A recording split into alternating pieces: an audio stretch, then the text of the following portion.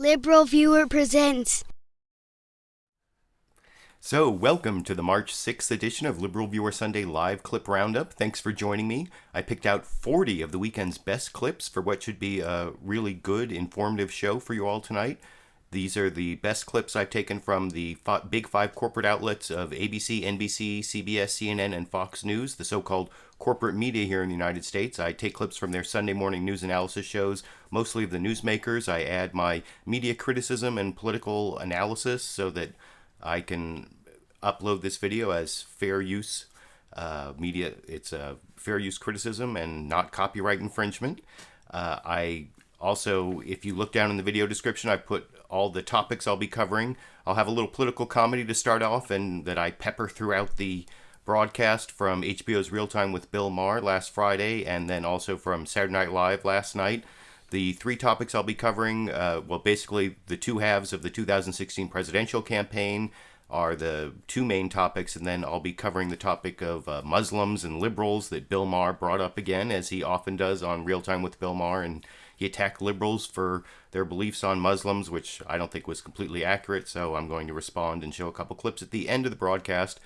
And also, if you are interested in what the 40 clips are, I have this clip list. I put a link down in the video description where you can go to my public Patreon page and download this page of the clip list with my cryptic notes that you can at least probably figure out which network, which guest, which topic each clip is on, and it shows all 40 of them.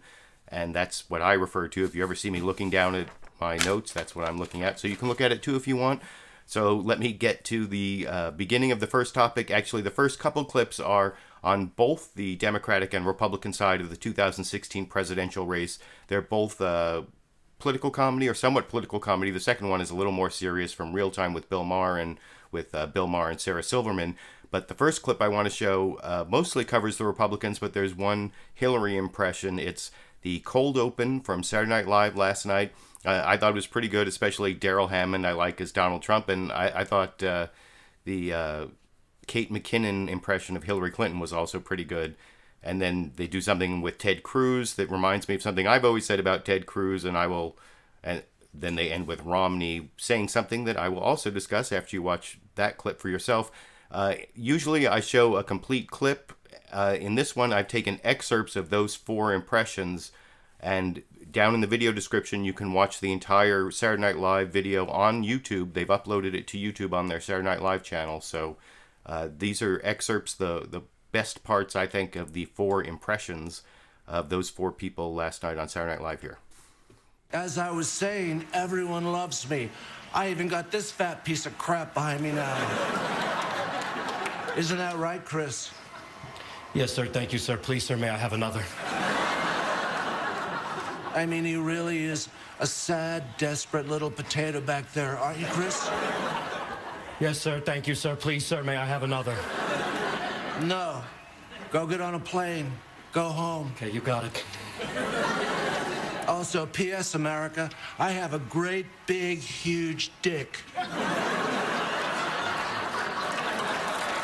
Speaking of Trump, he's on track to become the Republican nominee. So to all of you voters out there who have thought for years, I hate Hillary, I could never vote for her, to you I say welcome.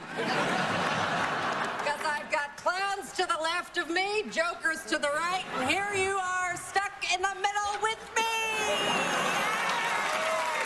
Now let's get back to the fun stuff, the Republicans. Tonight's election results are in, and here to talk about his big wins is Senator Ted Cruz. Caution, we're about to show his whole face on the screen, so viewer discretion is advised. Hello, Jake! Still got me, even though I knew it was coming. Happens to everyone. Jake, for the last 9 months, I've sat down and watched Donald Trump say something every day that was either racist or sexist. And we in the GOP, the party of the great Ronald Reagan, we do not say racist and sexist things. We imply them.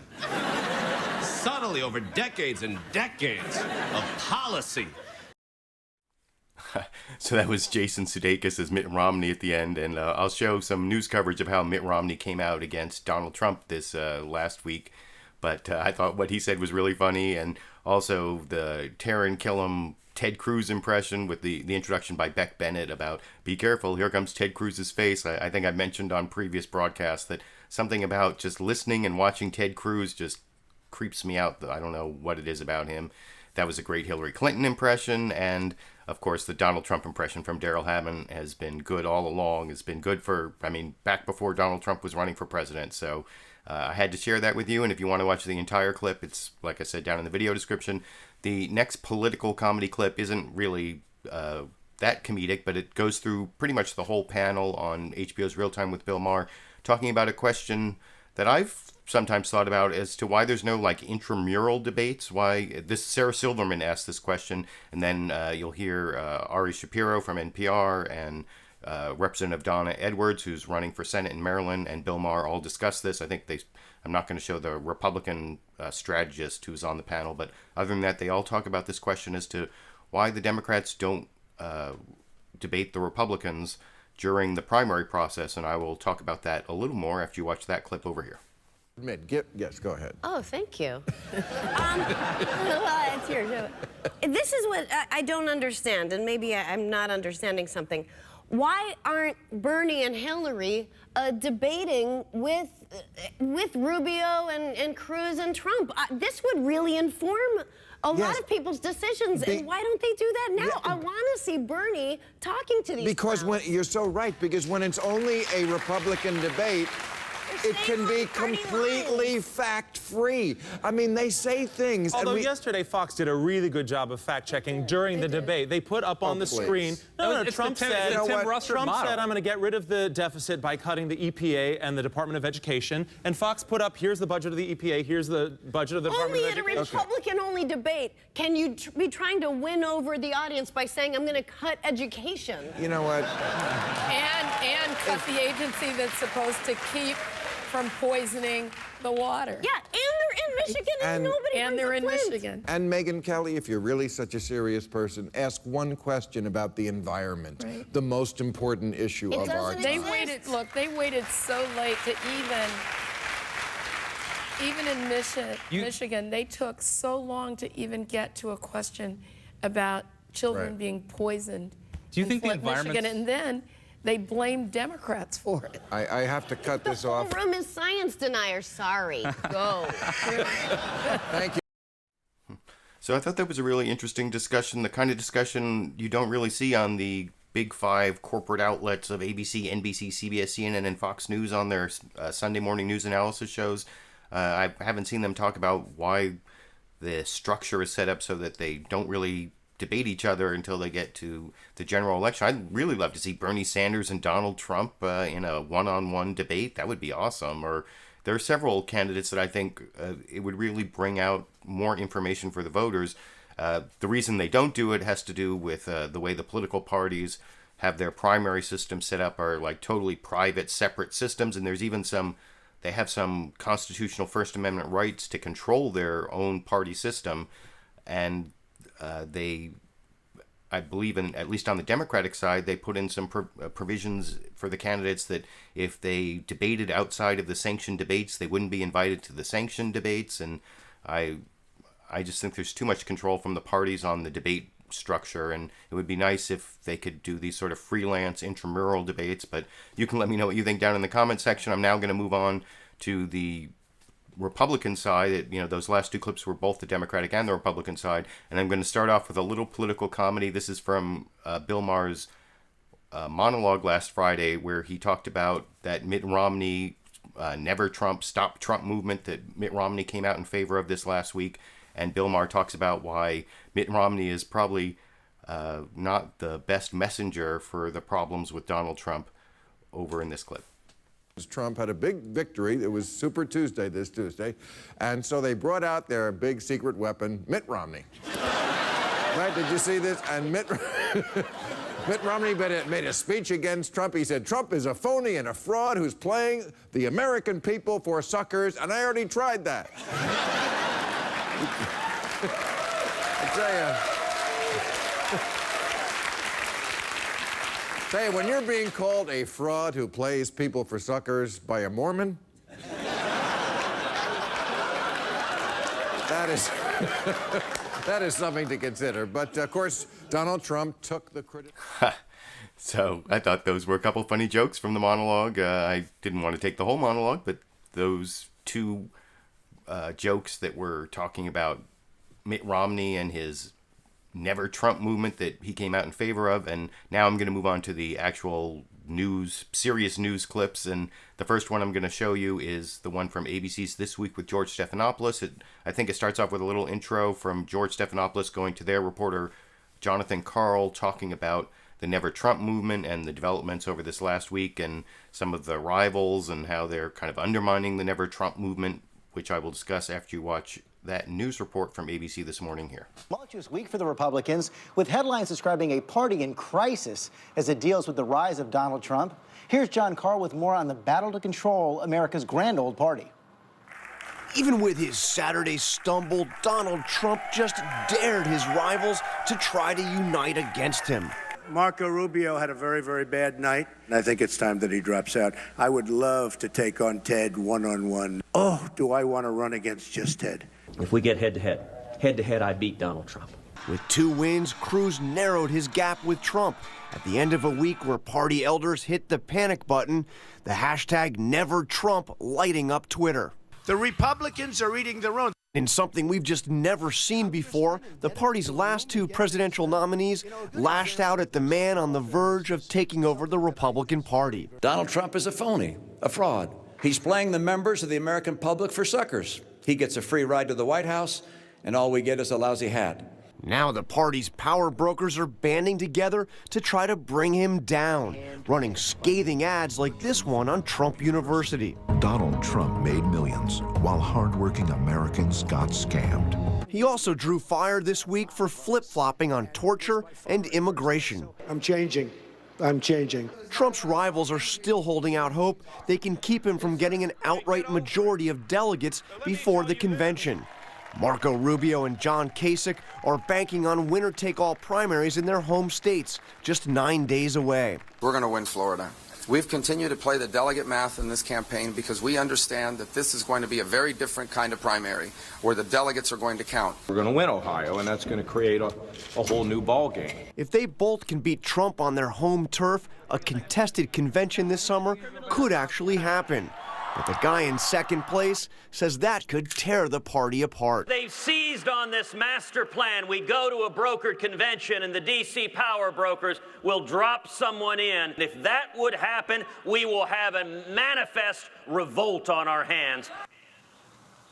Republican leaders I've spoken to believe last night's results are a sign that Donald Trump is losing momentum and that a contested convention is now much more likely to happen. It's also the only realistic chance of defeating Trump. It may all come down to the big contests over the next 9 days.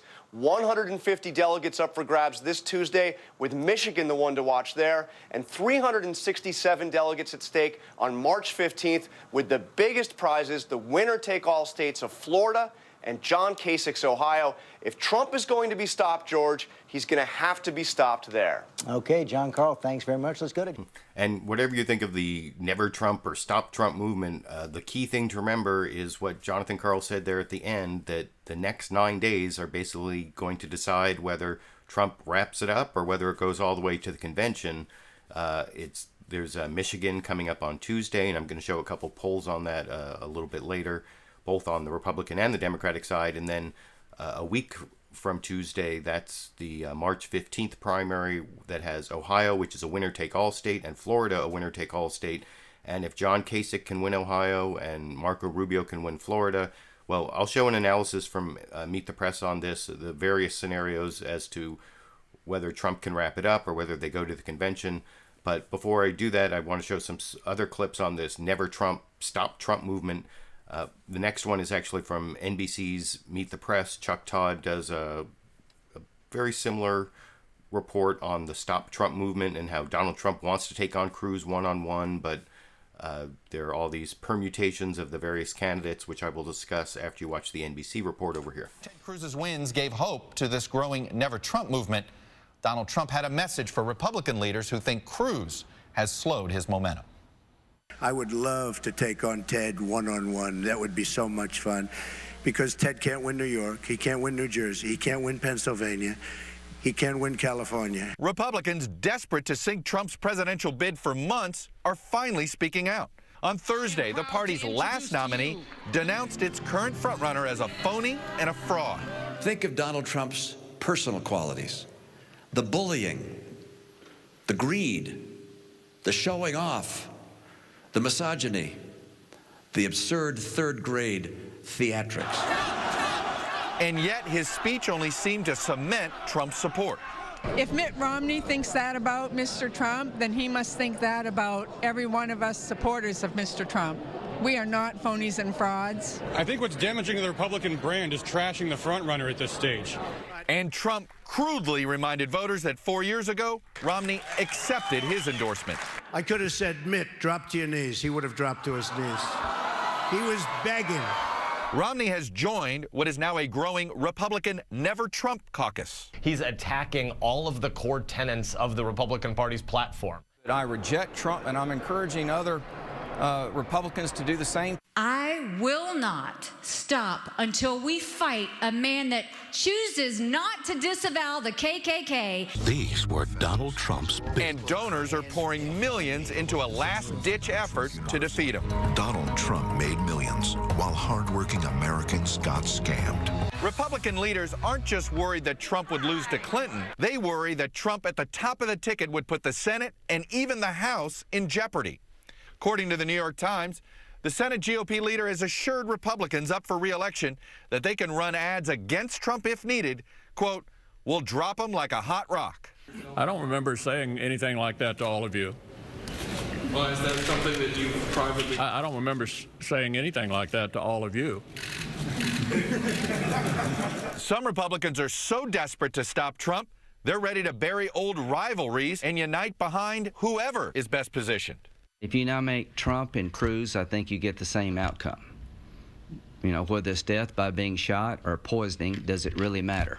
We may be in a position where we have to rally around Ted Cruz is the only way to stop Donald Trump. But Trump's Republican rivals... I will go anywhere to speak to anyone before I let a con artist get a hold of the Republican Party. Even one who calls him a con artist undermine the idea that Trump is unacceptable.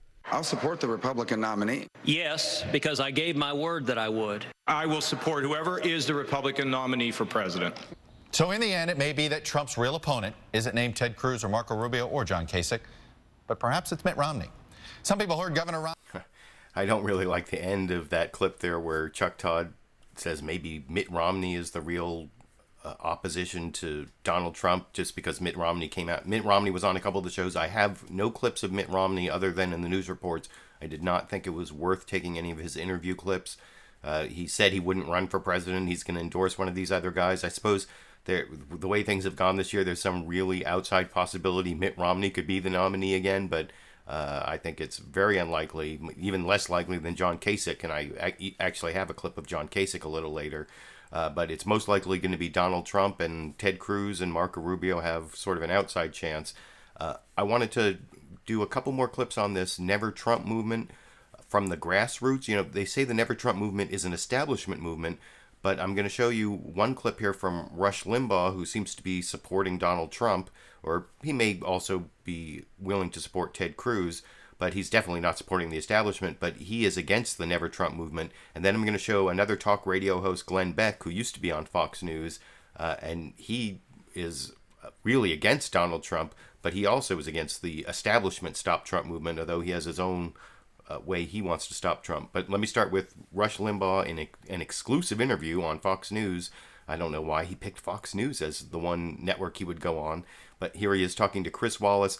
And the weird thing about this clip is it starts off with Rush Limbaugh giving Chris Wallace permission to interrupt him during the interview. It seems like Chris Wallace must have gotten a lot of backlash from the ditto heads and, you know, the Rush Limbaugh fans out there in Radio Land. And so you'll see he first refers to Rush Limbaugh as the king of talk radio, and then says he gets papal dispensation for being able to interrupt Rush Limbaugh. So he kind of refers to him as a king and a pope and is very deferential. And you can see Rush Limbaugh's response to the whole Stop Trump movement and what he thinks about the Trump versus establishment. He comes out on Trump's side, as you can see here. But first, the king of conservative talk radio, Rush Limbaugh, who joins us from his EIB studio in Florida. And Rush, welcome back to Fox News Sunday. Chris, thank you. It's great to be here. And I want to let everybody know at the top, folks, he may have to interrupt me because I don't usually speak in 10 to 11-minute segments. So do not get mad if he has to interrupt me to keep him on the track he wants to stay on. How's that? Thank you. That's a dispensation from the Pope. Thank you very much. And I'm going to do my that, best. Rush. Brevity is the soul of wit, so let's go. Okay, let's go. Let's start with Mitt Romney's speech this week, in which he basically joined the anybody but Trump movement. You say that is going to backfire with Trump supporters, and other voters are going to see it as the establishment trying to tell them what to do. With Mitt Romney listening, explain what he's missing. Well, it's all that and more, but and it's not unprecedented. His dad did much the same thing against Barry Goldwater with a cabal of Republican establishment guys back in 1964. The establishment, this isn't new. The establishment not wanting outsiders, not wanting conservatives, isn't anything new. Now, Chris, very briefly, I think there's something remarkable happening here that nobody's talking about. They're skirting the issue. For the longest time, the Republican Party has told us that they can't win with just Republican votes. And that's why they support amnesty. That's why they support the Democrats on many of their issues to go out and get Hispanics or other minorities. Well, guess who's doing it? Donald Trump is doing it. Donald Trump has put together a coalition, whether he knows it or not, whether he intended to or not. He's put together a coalition that's exactly what the Republican Party says that it needs to win. And yet, look what they're doing. They're trying to get Trump out of the race because they're not in charge of it. They're not in control of it. And it's the most amazing thing to watch this happen. Governor Romney comes along and tries to talk people out of Trump, and that's not going to work. You can't talk his supporters out of supporting him. Well, the only guy that's going to be able to do that is Trump himself. Okay, well, let's talk about that, because there is a lot of commentary, and some of it coming from conservatives who say that the Republican Party is in danger of tearing itself apart. We've seen splits many times before over political philosophy, but that's not what's happening this time. This is the establishment, the elite of the party versus the grassroots base. Exactly, but it really isn't anything new. They were this way with Ronald Reagan before Reagan was elected. They tried to deny Reagan in '76, and they tried to deny Reagan in 1980. They're not conservative. When I hear Governor Romney in his speech last week talk about how the Republican Party must stand for legitimate conservative values. They don't. That's why they're in the problem. They're having the problem they're having. They're not conservative. They're being run by their donors.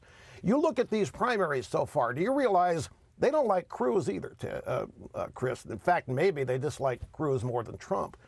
But Cruz and Trump are the only guys that have won anything. The establishment candidates in this race cannot get noticed. The Republican primary voters, whether they're closed primaries or open, are voting for anybody but candidates attached to the Republican establishment. I know that you... So Rush Limbaugh there sounds like he is in favor of Trump or Cruz against the establishment. He really doesn't like the Republican establishment, and he started off that whole diatribe with the reasons that the base has been lied to by the establishment about how they can't win without going for these terrible liberal ideas like amnesty, which means letting the 11 million or however many undocumented immigrants are here in the United States have some path to legalization and even citizenship. But I wanted to show that clip as it seems kind of like a out there far right view of what's going on in the Republican Party. But you see there that Rush Limbaugh compared Donald Trump to Ronald Reagan being rejected by the Republican Party. Now compare that to another far right, out there, right-wing perspective on the Republican Party that compares Donald Trump to someone very different from Ronald Reagan. And that's this interview with Glenn Beck over on ABC's This Week with George Stephanopoulos. I tried to ignore Glenn Beck as much as possible when he had a show over on Fox News, and then he left Fox News, and he's done The Blaze and has his own really out there right-wing, getting close to the whole Alex Jones type stuff. But here you can see he's supporting Ted Cruz. And unlike Rush Limbaugh, who seems like he would be happy with Ted Cruz or Donald Trump, he has some very scary things to say about Donald Trump over in this clip. Yes, this morning. Now, you're part of this Never Trump camp, but if you listen to those callers, it sounds like the GOP splits no matter what, that there's no bridging this divide. The GOP has one last chance to listen to the people. And the people that, and I understand it, they're very, very angry because the GOP did not listen the first time around. They didn't listen to the Ron Paul people who are way ahead of the curve, then the Tea Party people, and they rubbed our nose in it. And they are tired, and they have created Donald Trump. The people are speaking clearly, and there's two ways to go. Anger and nationalism, which has been done before in history. And you can go for nationalism, you can go for anger. Trump is Adolf Hitler? If you look at what's happening with Donald Trump and his playing to the lowest common denominator and to the anger in us, you know, Adolf Hitler, we all look at Adolf Hitler in 1940. We should look at Adolf Hitler in 1929. He was a kind of a funny kind of character that said the things that people were thinking. Where Donald Trump takes it, I have absolutely no idea. But Donald Trump is a dangerous man with the things that he has been saying. Now, the GOP is playing unbelievable games right now, trying to make sure they get their way. And they're trying to go for a brokered convention.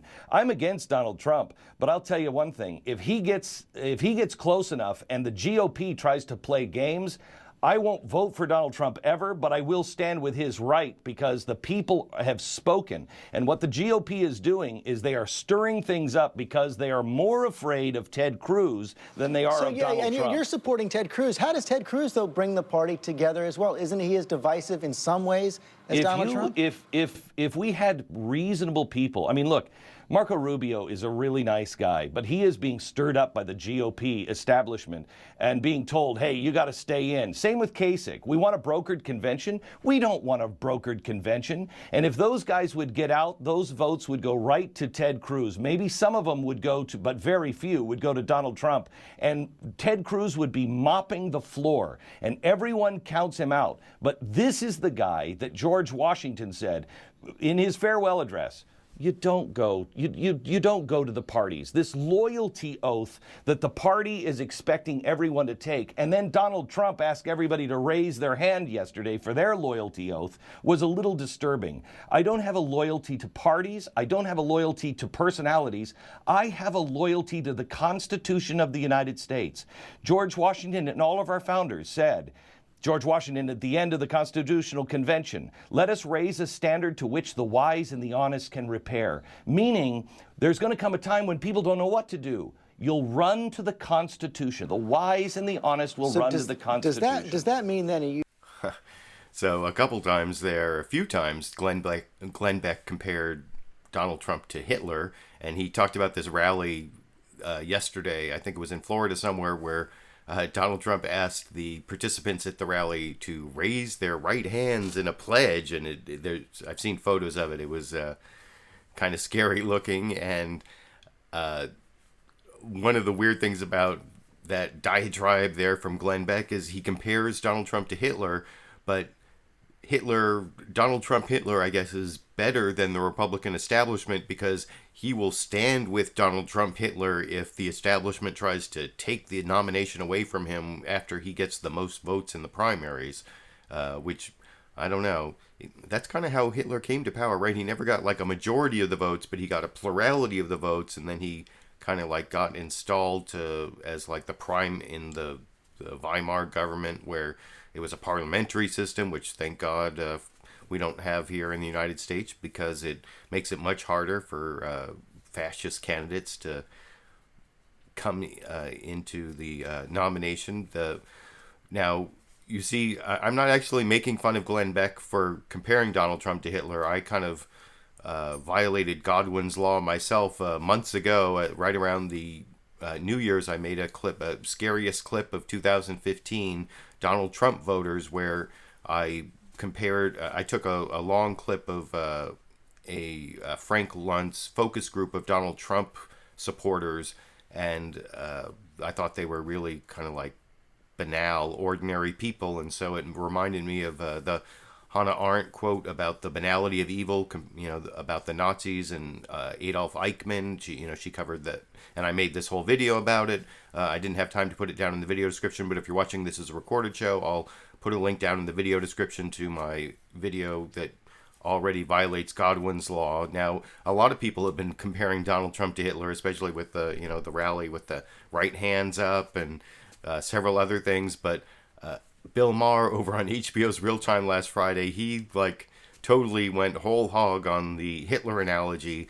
He talked about the Never Trump movement and how the Weekly Standard, this is a true news story, found that way back when there was a Vanity Fair story, I think it was, about Donald Trump having Hitler's speeches in a book on his nightstand. Well, you'll see that in the introduction to this clip where Bill Maher, like I said, goes whole hog on the Donald Trump Hitler analogy, or breaking Godwin's law, whatever you want to call it, over in, let me make sure I get the right clip, over here.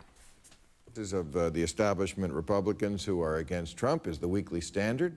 Almost all their establishment people are, but they're trying everything. They found this week, they dug up this, look at this, Vanity Fair article from 1990. Trump kept a volume of Hitler's speeches by his bedside. Yeah.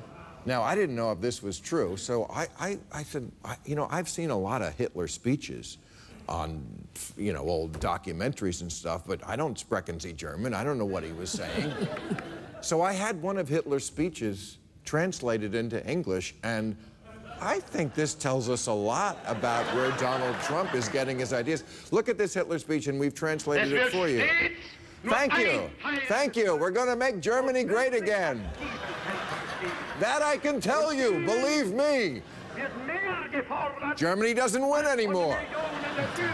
England, France, America, they're laughing at us. The Treaty of Versailles, a terrible deal. We have stupid people who are our leaders, really stupid people making terrible deals. President Hindenburg, he's a stiff, very low energy. He built a blimp with his name on it. It was a total disaster. Look, we are going to have a military so big and so strong that we'll never have to use it. Okay, maybe we'll use it a little. Look, we don't conquer anymore. We don't annex territory. When I'm Führer, Germany is going to annex again. There's going to be so much annexing, you're going to get sick of annexing.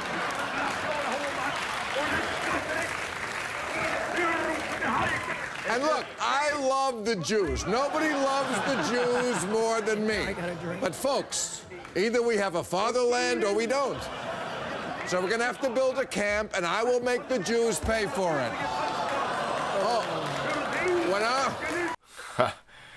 That was, I don't know, like I said, whole hog, or that's the total eradication of Godwin's law there. I thought I saw some news story a while back that, Godwin himself said, well, when it comes to Donald Trump, maybe it's time to repeal Godwin's law, or sometimes the Hitler analogy actually is applicable, but I thought that was kind of amusing. I didn't show the entire Hitler dub with Donald Trump talking points, but I showed most of it just because I thought it was really apt, and I wanted to let you know it. I wanted to have you let me know what you think about it down in the comment section, and what you think about the growing analogies between Donald Trump and Hitler. I mean, I've talked over the years on my Sunday clip roundups about how our two-party system and the Electoral College and various structural things in the United States compared to the parliamentary system like they have in many European countries, how that protects us from people too far to the right or, even too far to the left, which we haven't had, like the communists, we haven't had the fascists, we haven't even had socialism. We got a little bit closer this time, and it's not over yet for Bernie. I'll have some Bernie clips a little later. But I don't know, Donald Trump could change all that because he fits a lot of the authoritarian, fascist, the way that you would define it, or at least the precursors to it. And like I said, I can't fault either Glenn Beck or Bill Maher for breaking Godwin's law, having broken it myself. But Getting back to Glenn Beck and the politics of it rather than the historical parallels or the scary Hitler aspects of, the Donald Trump rallies, I want to get back to Glenn Beck talking about the possibility of a third party, and he even talks about the possibility of a real civil war in the United States, which, I don't know, that seems a little bit far, but here's Glenn Beck talking about that in the second part of his interview. I didn't show the entire interview, but I cut out a little part in the middle, and this is the end of the interview where Glenn Beck talks about at least the part of the right-wing wackos he controls, what they may do if Donald Trump gets the nomination, so they can't vote for the lesser of two evils between Hillary Clinton and Donald Trump. And so here's what he may do, explained in this clip. You just said you don't believe it's fair to deny Donald Trump the nomination if he has the lead going in. Of course not. So you got a lot of people talking. You got a lot of people talking about a third party, including Senator Ben Sasse. If Trump does get the nomination, what does that mean? That's not necessarily. Wait a minute. That's not the games on the convention floor. A third party. I won't vote for Donald Trump. I won't vote for Hillary Clinton. And anybody who says a vote against Donald Trump is a vote for Hillary Clinton, stop playing those games. I just saw on your deal, one of the callers said, they're the lesser of two evils. Well, I'm not going to vote for evil. I don't care if it's lesser than the other evil. I'm not going to vote for it. So you're looking for a third option if Trump gets the nomination? Yes, but not the options of the party playing politics to break us apart at the convention. That leads to civil war on the floor, and quite honestly, it could lead to civil war in the country. You cannot lie to people, play with their feelings. People actually believe in something, and that's what the GOP has forgotten. They believe in themselves, they believe in their own power, and they are using man to be able to entrench themselves in that power and in that profit. You cannot continue to disenfranchise people and play with their emotions. Glenn Beck, thanks for joining us this morning. So I wanted to show that clip because Glenn Beck has always struck me as being kind of hyperbolic and apocalyptic, and that whole thing about the possibility of civil war. Well, I don't know. I guess if we're talking about the possibility of Hitler, then maybe we should be considering the possibility of civil war, because if Hitler becomes president, that might really be where the United States citizenry would have to go. But that's a lot of what ifs before we get to that kind of thing. But having shown the part where Glenn Beck says that a brokered convention that doesn't lead to the person with the plurality of the votes getting the nomination would lead to civil war, I want to show some of the other candidates talking about not Donald Trump. I'm going to go through Kasich and then Cruz and then I think Rubio before I get to Trump. You can look at my clip list yourself and see the order. I have to look at it during this next clip. But the next clip is Ohio Governor John Kasich talking about how his strategy really does depend on a brokered convention where he doesn't go in with the most delegates, but he ends up being like the consensus choice so that they don't go to Donald Trump. And he doesn't seem to think that that would lead to civil war. He seems to think that he can bring the party together, as he told George Stephanopoulos on ABC's This Week This Morning here. You've said this already. You know that you're banking on the possibility that a brokered convention would turn to you. That's your only way to victory. George, no one's going to have the numbers. What are you talking about? I would have to win 68% of the remaining contests, okay? 68% of the remaining delegates. Mark would have to win like 64. Ted would have to win like 60.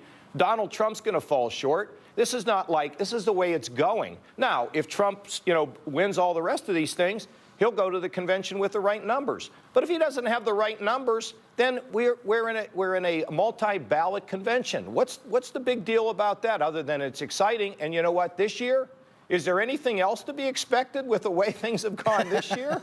So let's just, and I'll tell you what'll be great about it. Now, I agree with Ted Cruz from the standpoint we can't let a bunch of Washington insiders pick the nominee. You know why? I'd have no chance at that because they don't like me, okay? Plain and simple. But think about how much education our kids are going to get about the way in which we pick a president. It'll be fantastic in this country. So spending their time, looking at some of these Hollywood stars, there's nothing wrong with that, but now they're going to spend more time thinking about how we pick a president. I think it'll be very cool, but... You don't think they're going to be watching a Republican Party split apart? George, I think at the end of the day, the Republican Party is a reflection of the nominee. And frankly, I went down to CPAC, Conservative Political Action Committee, okay? They said, you know, Kasich, we don't know if he's a conservative. I got 2 standing ovations down there. People were energized. The fact is, I beat Hillary Clinton by 11 points, more than anybody else. We can get the crossover votes. And my agenda is, I got a shock and awe agenda for the first 100 days of Congress. So the fact is we'll bring the party together. I really don't worry about that. I just worry about making sure to get on your show so people can hear my message of economic growth and providing some economic security for Americans. You got it today, Governor Kasich. Thanks for joining us. All right, George, thank you. So you just heard it for Governor Kasich. So there's Governor John Kasich of Ohio admitting that his strategy now depends on a brokered convention in July for the Republicans, which would be pretty unprecedented, or at least for the last several decades, right? It goes back to Ronald Reagan and Gerald Ford, and what is it, that's 76, I think. And I think that the possibility of that happening is getting larger and larger. In fact, this next clip I want to show is from NBC's Meet the Press. Chuck Todd goes through several different scenarios that basically show everyone except Donald Trump is now hoping to get to a brokered convention.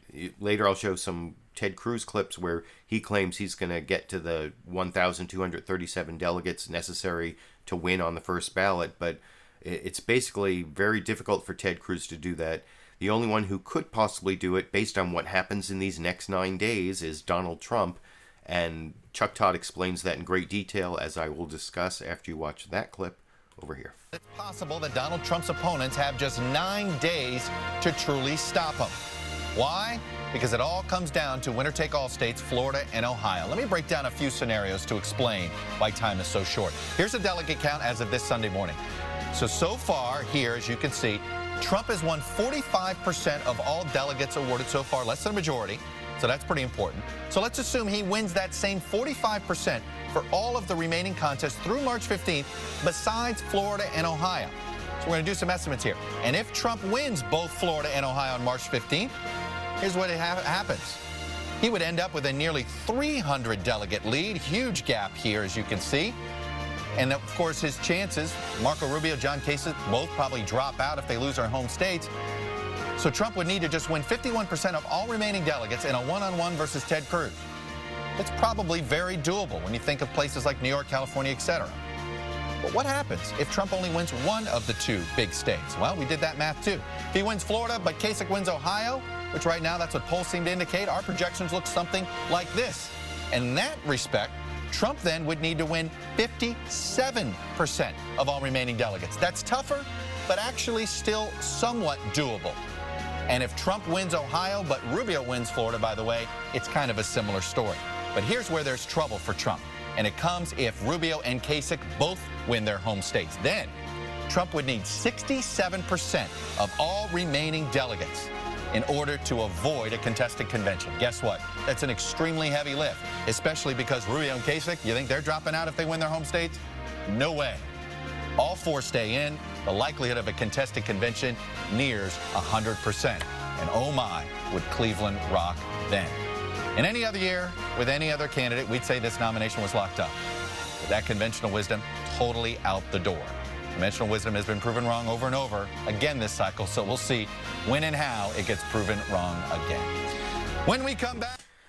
You know, they seem a lot more willing to throw out the conventional wisdom on the Republican side than on the Democratic side, where most of the reporting seems to think that Bernie Sanders has become a message candidate and doesn't really have much of a chance. And I'm starting to worry that that's becoming true, but I haven't become convinced yet. I'll talk about that a little more when I get to the Bernie Sanders, Hillary Clinton clips and the Democratic side of the race.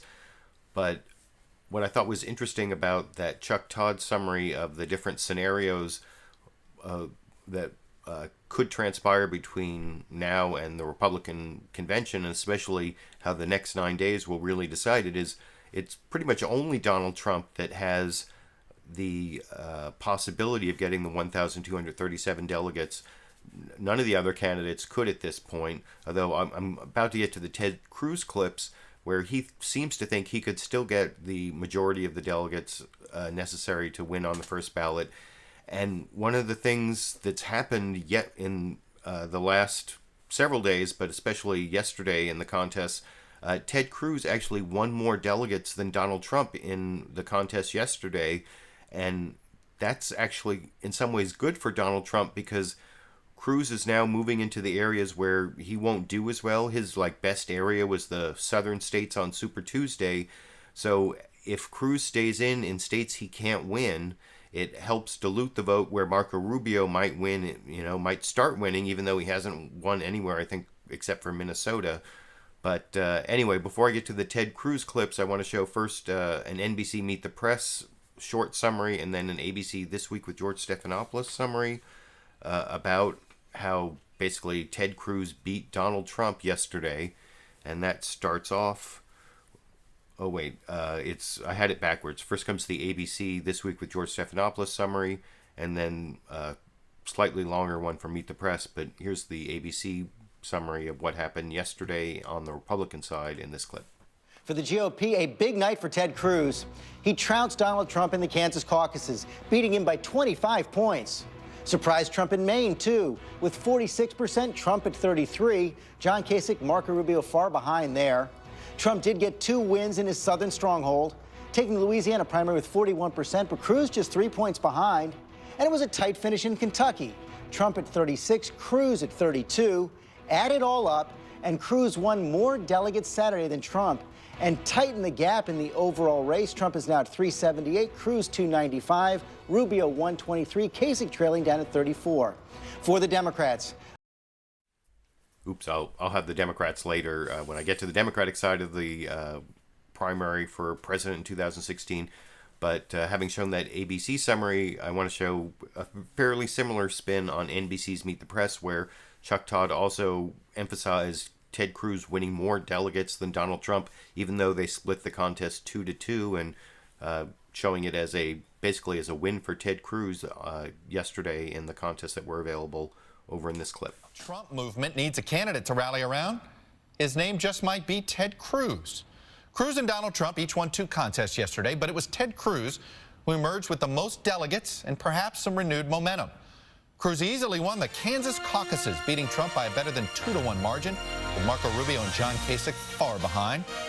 Cruz also took the Maine caucuses with 46% of the vote, 13 points ahead of Trump, another double-digit win there for Cruz.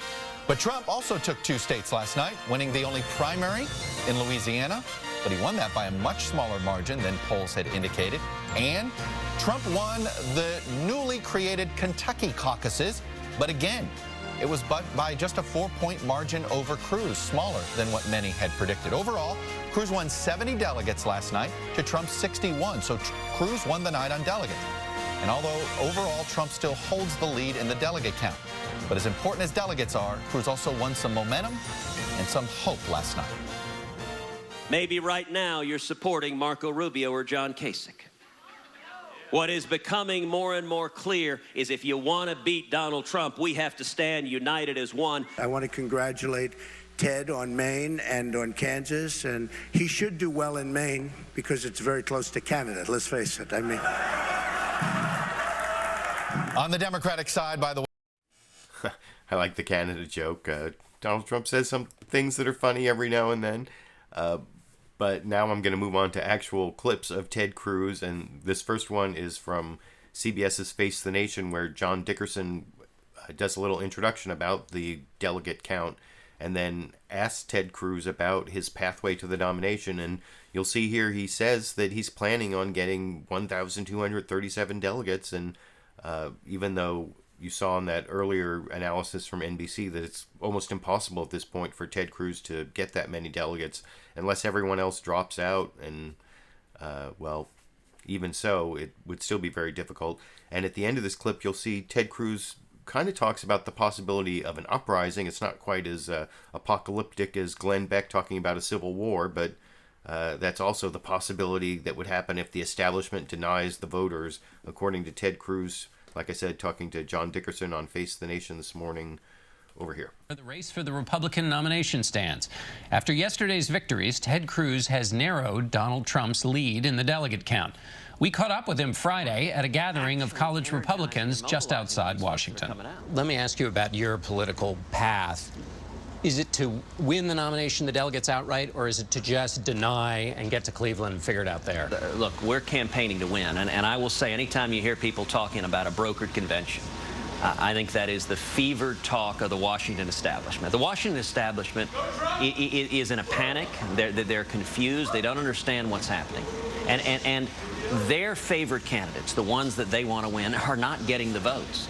But if a bunch of Washington deal makers try to step in a brokered convention and steal the nomination, I think we will have a manifest uprising. If you want to beat Donald Trump, and I don't think Donald Trump is the right nominee to go up against Hillary Clinton. If you want to beat him, you got to beat him at the ballot box. And our campaign is the only campaign that has demonstrated we can do so over and over again. Do you think there's something illegitimate, though, about trying to have a brokered convention, work it out at a convention? You know, I think if it's a bunch of Washington deal makers and lobbyists who want to parachute in their preferred candidate because they don't like what the voters are doing, I think that is illegitimate. I think it's wrong. Ronald Reagan in 1976 used the convention to try and beat Gerald Ford, so there wasn't anything inherently bad about that. But there's a difference there when that's coming from the people, when it's a battle of the people. A lot of the folks pushing a brokered convention in Washington don't want it to be based on the people. They want to drop in their favorite candidate and try to stifle the will of the people. I think that would be an enormous mistake. Let me ask you about... So I'm not sure at what point it becomes the will of the people and what point it becomes a dropped-in candidate, because most likely, unless things really change, Donald Trump is at least going to have the plurality of the votes, so he'll have more votes than anyone else. So then anyone else, including Ted Cruz, would be someone kind of dropped in, but it could, depending on how they, form alliances between the candidates. It's something we haven't seen in a long time. No one really knows what's going to happen. So I'm not sure how you make the distinction between the will of the voters and, if somebody comes in with 40% of the votes and someone comes in with 30% and someone comes in with 10% and, it's all split up between 4 or 5 people. How do you say some coalition is the will of the people and some coalition isn't? The whole thing will be very, very interesting. It's like the Chinese curse, may you live in interesting times. But I only have one more Ted Cruz clip from that interview with John Dickerson. Maybe it's because I have that reaction to Ted Cruz's face that was in that first Saturday Night Live impression with... I should have warned you, I guess, like they did on Saturday Night Live, that Ted Cruz's face would be on the screen, and he's about to be on the screen again. Here, John Dickerson asked him about whether conservatives, he's a conservative, if they're failing to keep the high moral tone that they've always said that they want in our country, because this Republican campaign has gone to such the lowest common denominator, and Ted Cruz claims that he hasn't really done that, and although along the way in his answer he talks about how he doesn't care about the size of Donald Trump's anatomy, which seems kind of low road humor along the way to claiming he's being on the high road, as I will discuss after you watch that clip here. Talk a lot about the coarsening of the culture going, and that it was a job of a conservative politician to stand up and say no more. Has this campaign improved the culture or made it worse? Well, listen, there's no doubt that there are aspects of this campaign that have gone into the gutter. I mean, we saw moments with Donald Trump and Marco Rubio engaging in insults, engaging in off-color jokes, just getting nastier and nastier and nastier and throwing mud. My approach, John, I'm not going to play that game. I'm not going to engage in the insults. I'm not going to throw the mud. I don't really have any views on the sizes of any parts of Donald Trump's anatomy, and I'm not interested in talking about that. But what I am interested in talking about is the issues facing the American people. Millions of Americans are facing stagnant wages, are not having jobs. My top priority is bringing back jobs and raising wages, and we're going to do that by repealing Obamacare, passing a flat tax, abolishing the IRS, reining in the federal regulators, stopping amnesty and securing the borders. But that's my priority. You said last week when we talked, you said Donald Trump was entertaining. But isn't that the trick? It's entertaining, but then this other stuff slips in, and that's the way in which people, conservatives I've talked to for years, have said that's the way the culture slips. And it's the job of a politician to stand up and say, no, there are guardrails here. Well, listen, think about what presidents have meant in history. Think of Lincoln's Gettysburg Address. Think of FDR saying the only thing we have to fear is fear itself. Think of JFK saying, ask not what your country can do for you, ask what you can do for your country. And you know, I think people at home are asking themselves, how would we feel if our children came in repeating the words of the President of the United States if that president was Donald Trump? And if it would embarrass you to have your children repeat the words of the president, that's not a good thing. A president should unify us, should appeal to our better angels, should appeal to our shared values that make America who we are. And that is how I'm trying to campaign. I think that's what the American people are looking for. Donald Trump said there needs to be flexibility on immigration. So that's Ted Cruz making the case for himself versus Donald Trump. And mercifully, that is my last Ted Cruz clip. Although I'm going to do a little switcheroo here, I think. The next couple clips were going to be Marco Rubio, and then I was going to show a Lindsey Graham clip, but I realized I should put the Lindsey Graham clip next because what he's really talking about is why he's fine. Once he said that the choice between Donald Trump and Ted Cruz was like the choice between getting poisoned and getting shot, or I think Ted Cruz was getting poisoned, but now he's actually decided that Ted Cruz is a real conservative and Donald Trump is not a real Republican conservative, and so even though he doesn't like Ted Cruz, he would actually support Ted Cruz over Donald Trump. So even though this, I just showed clip 15, I'm now going to show clip 18 before I get back to 16 and 17, which are Marco Rubio. But this is Lindsey Graham explaining why he may end up being a Ted Cruz supporter here. Senator, I want to ask you about Ted Cruz as a senator. Aside from the government shutdown, what has he accomplished in the Senate? Well, he's basically made most people in the party believe that the reason we don't repeal Obamacare is because of me and Mitch McConnell. It's not like I prefer Ted Cruz. Here's what happened. When we wanted to shut down the government to repeal Obamacare, I thought that was never going to happen. It's going to be hard to repeal a law named after a president while they're still president. And when Ted said that me opening up the government made me for Obamacare, that kind of stung. But Ted is a conservative. He's more ideological than I am, but he is a Republican conservative, and Donald Trump is not. I hope Rubio wins Florida. I hope Kasich wins Ohio. But if I had to support Ted Cruz over Donald Trump, I would, because I think he is a Republican conservative, and he could beat Hillary Clinton. Stephen. Senator Stephen Henderson of the Detroit Free Press. 4 years ago, your party talked about the need to sort of expand the tent, get more of these new voters to support your party. Yeah. What are the prospects for that with either a Donald Trump or a Ted Cruz as the nominee? Some hope with Ted, no hope with the Donald. We're in a demographic death spiral. What did we learn in 2012? Hispanics don't like our message on immigration of self-deportation. I don't think they're going to like forced deportation better. At the end of the day, Donald Trump has taken every problem we've had with Hispanics and young women and made them worse. In that regard, Ted Cruz would be much more acceptable. I cannot tell you the damage that Donald Trump would do the Republican Party if he carried our banner, because he has ran a campaign on xenophobia, race baiting, and religious bigotry. That cannot be Republican conservatism. Mary. Senator, you... So I don't agree with Senator Lindsey Graham on a lot, but that last part about Donald Trump's campaign, you got to give him credit there. And choosing Ted Cruz over Donald Trump, I don't know if there's going to be a movement in that direction. That's what you would kind of get you'd get the impression from the last several clips I played that it's coming down to Donald Trump versus Ted Cruz. But now I actually want to show you a couple clips of Senator Marco Rubio, who seems to think he still has a chance. And this is on CNN State of the Union. Dana Bash asked him a couple questions in this first clip. The first one is about it coming down to Donald Trump and Ted Cruz, and he denies that. And then there's a follow-up question about whether he was too late to hit back against Donald Trump, which you can see him talk about over in this clip. Hello, I'm Dana Bash, filling in for Jake Tapper in Washington, where the State of our Union is tightening up. Donald Trump took home 2 more victories last night in Kentucky and Louisiana, but Ted Cruz won Maine, Kansas, and more delegates overall than Trump. Here's where the Republican board stands right now. Trump still on top with 385 delegates. Cruz is second with 298, and Marco Rubio has 126. And last night, Trump declared it a 2-man race. Ted is at least moving along okay. But Marco has to get out of the race. Has to. Because despite what Ted said, oh, do I want to run against just Ted? That will be easy. But Rubio says not so fast. He's betting on winning his home state of Florida and collecting all 99 of its delegates.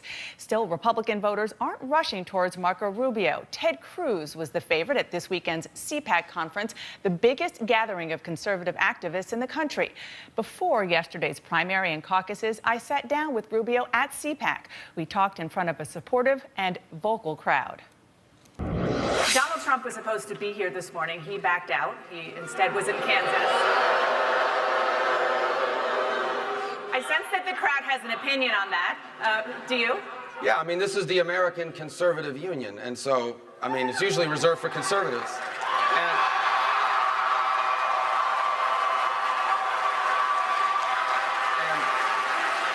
no, but this matters. I mean, look, either the ideas behind conservatism matter or they do not. And if they do not, then it's fine, but I believe they do.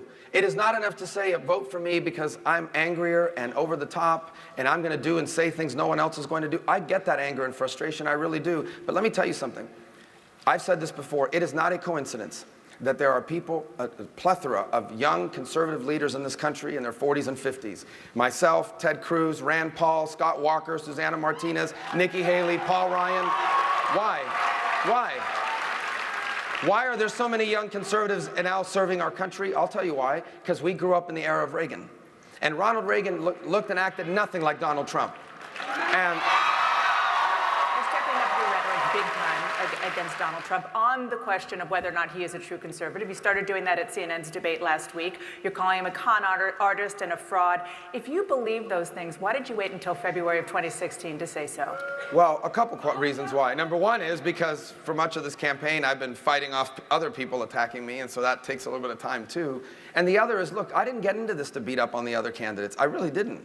I had hoped that voters, if you had told me a year ago that the front runner at this stage in the Republican campaign would be a supporter of Planned Parenthood, who says he doesn't stand with Israel, who says that, who has a long record of supporting government-sponsored health care, I would say, on what planet would that be the Republican front runner? But it's happened, and I think we have to ask ourselves, why have we allowed that to happen? I want to put my mom hat on. So I don't know if that's a real justification for waiting so long to go after Donald Trump, because it's really too late, especially for Marco Rubio, considering the various scenarios where no one but Trump has a way to win the nomination with getting the 1237 delegates on the first ballot. Maybe Ted Cruz, but probably not, and certainly not Marco Rubio. So it's way late. And the thing is, his decision to attack Donald Trump, I can understand why he didn't do it in some ways, because it looks like he may have brought Donald Trump down a little bit. At the same time, he brought himself down. He kind of helped Ted Cruz. That's the way these, in multi-candidate races, a negative attack can sometimes bring the attacker and the attackee both down and be a positive development for some third candidate, which is kind of what seems to have happened. That's one possible way to interpret what happened in the contest yesterday. Mitt Romney also seemed to take a little credit for coming out against Donald Trump, and maybe that's why Donald Trump didn't do as well, especially with the late deciders in Louisiana. But before I leave Marco Rubio and get to the Donald Trump clips, I want to show Marco Rubio also defending why he took the really low road and started making like sophomoric, I don't know, he talked about the size of Donald Trump's hands, and they don't mention, him wetting his pants and several other things. And Dana Bash actually questions him from a parent's point of view, and it brings him to his talking points, and I don't think he really gives that much of, he doesn't really give a very good answer, which I will discuss after you watch that clip over here. Hat on for a second. because you're the proud father of 4. I'm the mother of a 4-year-old son. And I'm having trouble letting him watch the news because things have gotten so vulgar and so over the top that I don't want him to think that it's okay to act like that. Right. How do you, and I'm not alone, I know a lot of people have said that. How do you feel as a father and a presidential candidate about how low things have gone? Well, I mean, no, but I'll tell you, this is related to the real question. I'm glad you asked it.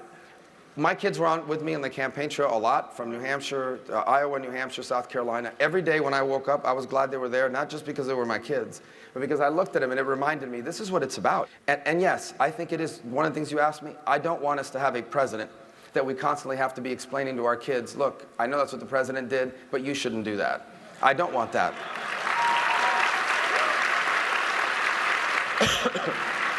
We actually had a president like that not long ago. It was really bad.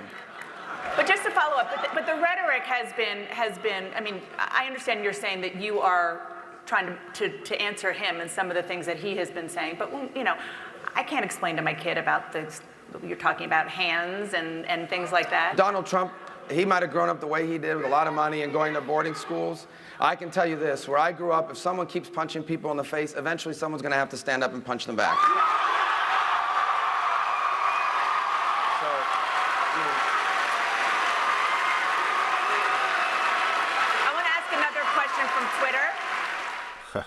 Now, if you're wondering why there was such loud cheering and why they were like booing the question from Dana Bash, that was at CPAC. Did she say that in the first clip, that she was interviewing him on the stage at CPAC, which is this conservative conference that Donald Trump didn't even go to? And I thought that Marco Rubio, he like went to his talking points there on, you know, how he doesn't want to have to explain to his children what the candidates are doing, or what the president did isn't something you shouldn't do, or what the president did is something you shouldn't do, and that's why he's against Donald Trump, when Dana Bash was actually asking him about his own behavior that brought into question the morals we're teaching our children. And, you know, think about the children. They're not thinking about the children. Donald Trump and Marco Rubio are not thinking about the children, and that's getting me upset. It's getting Dana Bash upset, and you can let me know down in the comment section if it's getting you upset.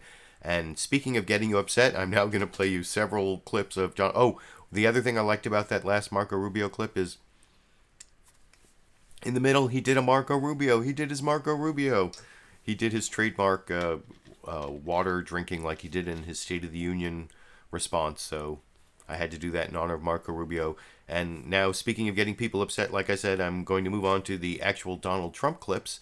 The first one is Donald Trump talking about the Never Trump movement. This is an interview he did with John Dickerson on CBS's Face the Nation this morning. And you can see that over here. 50%, a couple of states over 100%. What do you make of the effort to try and take the nomination away from you, maybe even by going to the convention? Well, I'm very surprised by it, and I'm very surprised to hear about a third party, because I'm going to appoint conservative judges, and a third party would mean that Hillary would win, or whoever is going to be running. And you're going to have liberal judges, probably as many as 4 or even 5, if you can believe that, during this period of time. So a third party means absolutely they will have 4 or 5 very liberal judges appointed, as opposed to 4 or 5 very conservative judges. So I think it's really playing with fire. They say they can't be in a party with you as the head of it. Well, I don't understand that. I mean, I get along with people. I'm a unifier. I'm very much a unifier, and maybe people don't see that, but they will see that. And my relationship to people has been great over the years. But again, I'm new to politics. I've been doing this now for 7 months.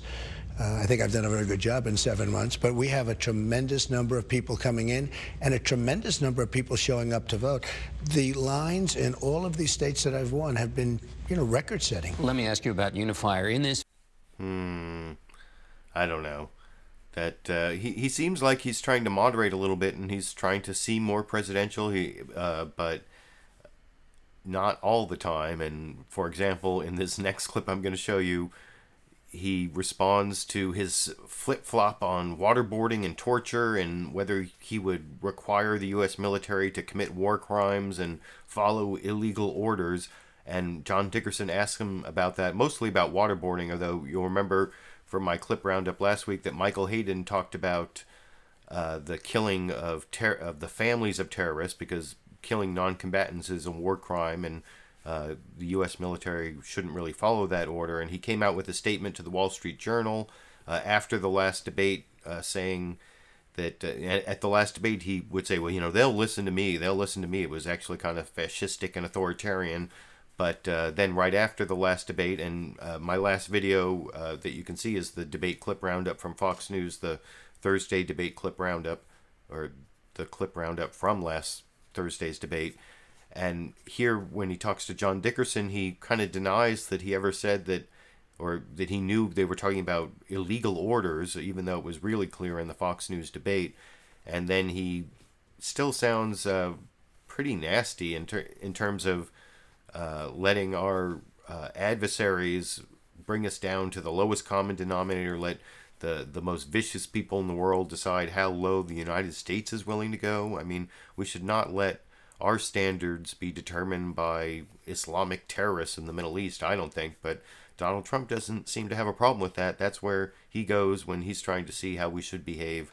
When he talked to John Dickerson on Face the Nation this morning, talking about torture and waterboarding in this clip. About your position on torture. When you and I talked last week, you said that General Hayden was wrong when he said that the military wouldn't follow you on the question of waterboarding and on the killing of terrorist families.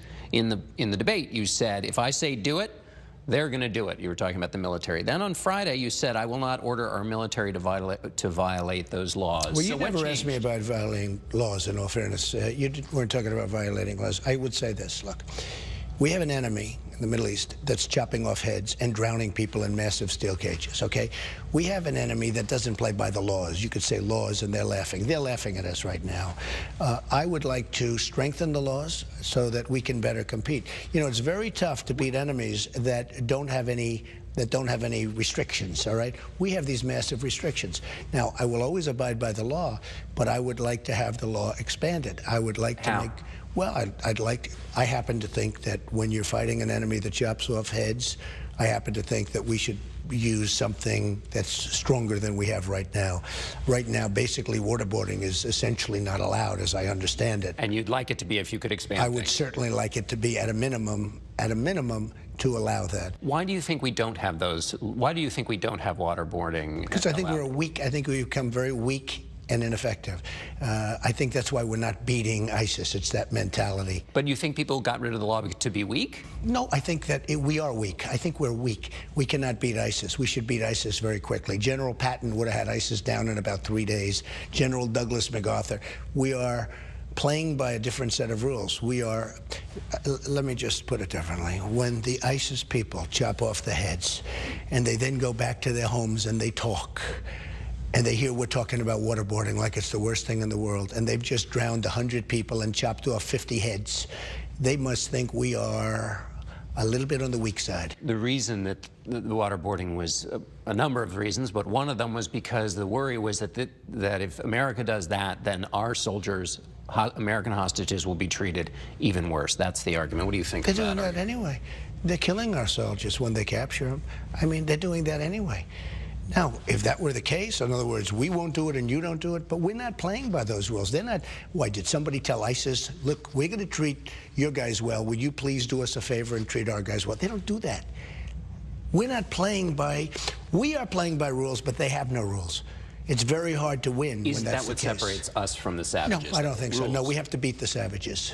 And therefore throw all rules out? We have to beat the savages. By being savages? No, well, look, you have to play the game the way they're playing the game.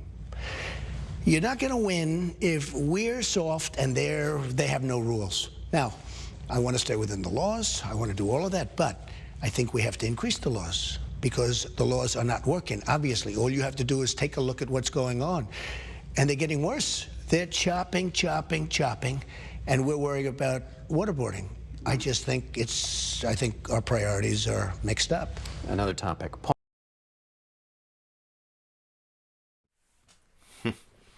So, I don't know. That's pretty scary, the whole chopping, and we have to bring ourselves down to the level of the savages in order to beat the savages because they're not playing by any rules, so we can't play by any rules, but we have to follow the law. We're not going to play by any rules, but we have to follow the law. We just have to expand the law, which, I don't know. Sometimes I don't think Donald Trump even understands the way, I mean, or maybe he's just talking simply for the common folk, and I use the word folk specifically because folk is a German word for the people.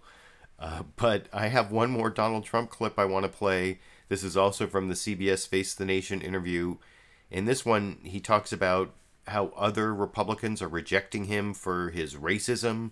And, you know, he says, I've disavowed the racists over and over again. But he said a bunch of other racist things. And then I also kind of have a problem with it in the way that Saturday Night Live made fun of it in the first clip I showed with Mitt Romney Jason Sudeikis playing Mitt Romney saying, he said racist things every day, and Republicans, we don't say racist things. We imply them subtly over many decades. You know, the whole, like, Nixon's Southern strategy and Ronald Reagan starting his campaign in this county in Mississippi, and all sorts of other racist, you know, subtle racist things that Donald Trump is now the explicit racist. But here you can see the final Donald Trump clip where he's claiming Paul Ryan is wrong about him being a racist, and he blames the media for giving Paul Ryan, Speaker of the House, the Republican Speaker of the House, the impression that he is a racist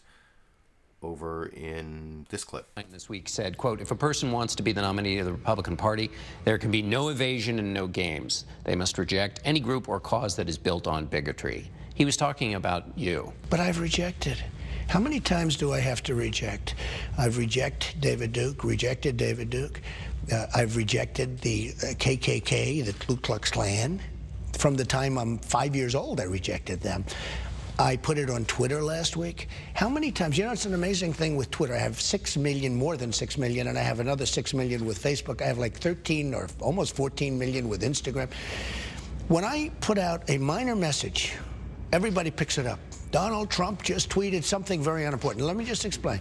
When I put out that I reject KKK and David Duke, nobody picks it up. You know why they're not? Because they don't want to pick it up. They pick it up. You pick it up. Everyone else picks it up. You saw simultaneously, practically at the same time. They don't want to pick it up. Now, I have been asked this question so many times. I have rejected it so many times. In fact... What did you think about Ryan saying that, though? That's, I guess, my question. I don't know. Well, don't forget, he's getting a lot of his information from you guys. So when I tweet about a rejection, almost right after that show ended, because maybe I wasn't clear or something. I mean, how many times do I have to say it? Don't forget, I told CNN when Chris Christie endorsed me, a very good endorsement, and one of the questions, that question was asked, and I rejected it there. That news conference was like a day before. You so said, I said to myself, how many times do I have to reject or disavow? Let me ask you this question. What about David Duke is saying to his supporters and followers, vote for Donald Trump. White supremacists are saying, vote. Do you want those votes? No, I don't want them, and I don't want him to say it. I can't help if he says it, but I don't want it, and if he says it, John, if he says it, he says it, okay? Do I want it? No.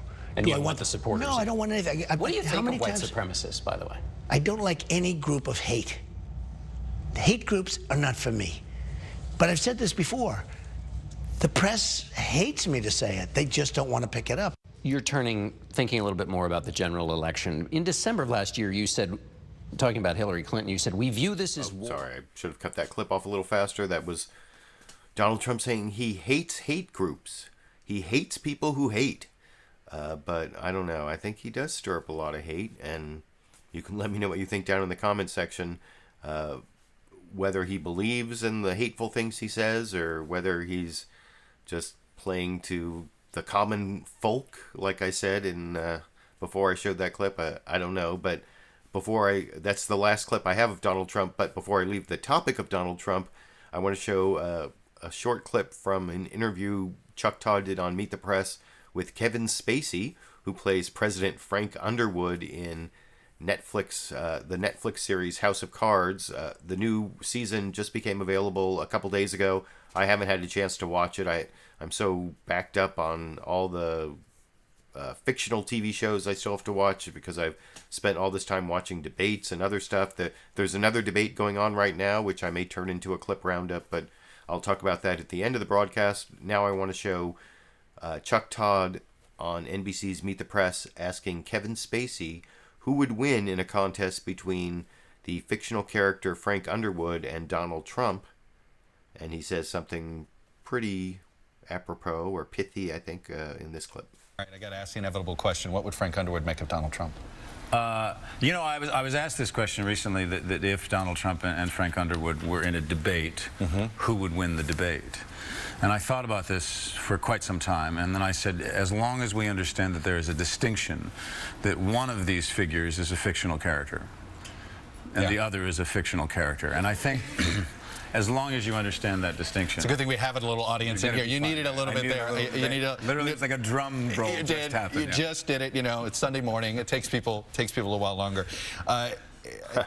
And I don't know. I mean, Donald Trump is a reality TV star. In some ways, his persona seems to be crafted for the Republican primary. And once he wins the Republican nomination, assuming he does, I think there is every chance he's going to pivot somehow and reconstitute himself for the general election. Not that every candidate doesn't do that to some extent, but there seems to be, that's one of the mysteries of Donald Trump, where, you know, which part is genius and which part is base stupidity, and sometimes it's hard to tell which is which, because right now he's maybe using his genius to appeal to the base stupidity of certain segments of the American public, but and so which is very hard to determine in that situation. You can let me know what you think down in the comment section. I actually have one more clip on the topic of the Republican side of the 2016 presidential race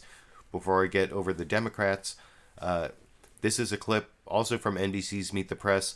They had the NBC Marist poll on Michigan, which is the biggest prize of the Tuesday primaries coming up, and this shows Donald Trump still ahead, but not that far ahead in Michigan, over in this clip. Big prize, and so we have a brand new NBC News Wall Street Journal Marist poll to show you this morning. It has Donald Trump way out in front at 41%, Ted Cruz and Marco Rubio sitting much farther behind, and John Kasich, who is hoping for a big boost from Michigan. We have him languishing in last place. We know there's other polls out there that indicate he's stronger. We'll find out on Tuesday. And then on the Democratic side. Oh, I'm going to show the Democratic side of the poll in just a minute. And I guess Donald Trump was kind of way ahead there. I misintroduced that. But who knows? I think it's because I saw some pundits talk about how Michigan has had some surprising results on both sides over the years. I think Jerry Brown won, especially on the Democratic side. Jerry Brown won Michigan, and Jesse Jackson won Michigan, and I can't remember which of the pundits was saying that. I didn't take those clips, but now I want to move on to one more. So like I said, that's the end of the Republican side of the race. Now I'm going to move on to the Democratic side of the race, and I'm going to start off also with a Meet the Press clip. This is Chuck Todd talking about the results on Saturday on the Democratic side, where the Democrats split. Basically, Bernie won the caucuses, and Hillary Clinton won the Louisiana, but ended up with more delegates. And in the delegate count on Meet the Press here, they only show the count of delegates that includes superdelegates, which is a little misleading, as I will explain after you watch that clip over here. Side, by the way, Bernie Sanders won 2 out of 3 states, but Hillary Clinton won the most delegates. Let me walk you through it. Sanders beat Clinton by better than 2-1 in the Kansas caucuses, 68-32.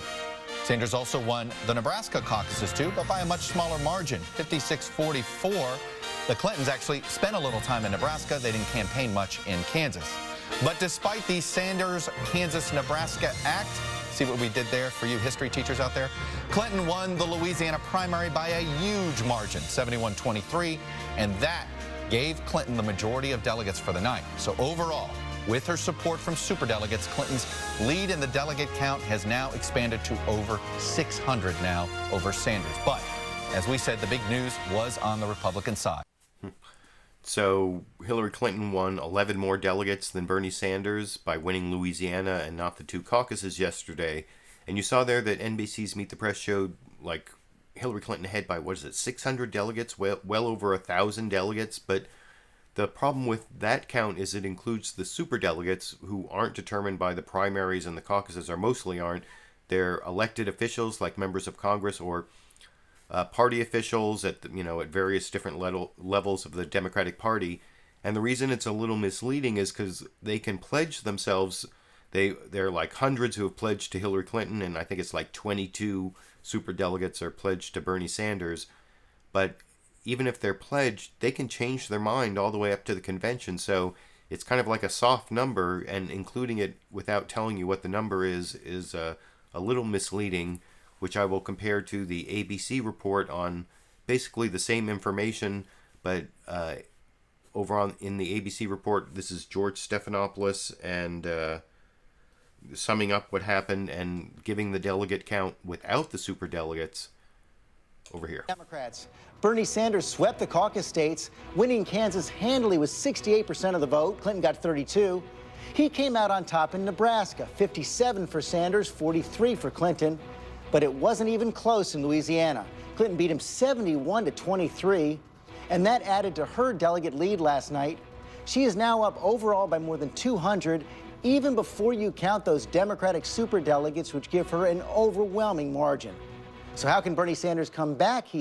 So that looked a lot closer when you don't include the superdelegates. And like I said, the superdelegates are pledged, but they can change their mind. So it's a little misleading to include them. And I thought that report was more fair to Bernie Sanders than the NBC report.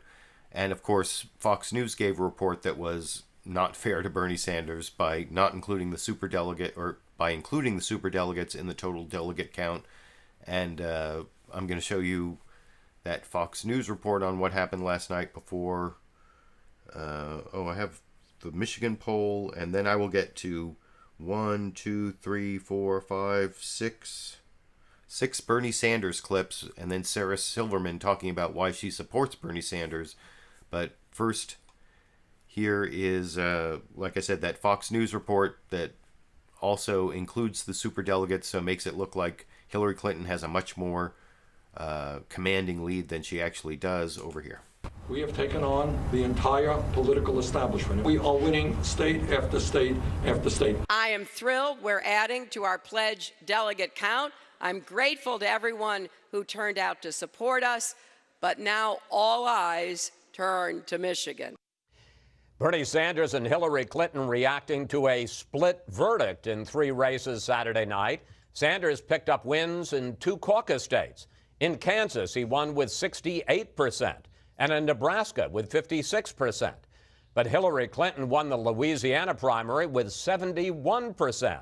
And that takes the overall Democratic delegate count to 1,121 for Clinton, 479 for Sanders, 2,383 still needed to win the nomination. And we're back now with the panel. Well, this week, the Justice Department granted immunity to a fellow named Brian Pagliano.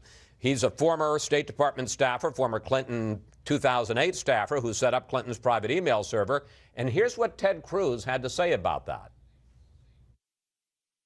Listen, I think it is an ominous development for Hillary Clinton. When Paulie flips and goes to the feds, it ain't good for Fat Tony.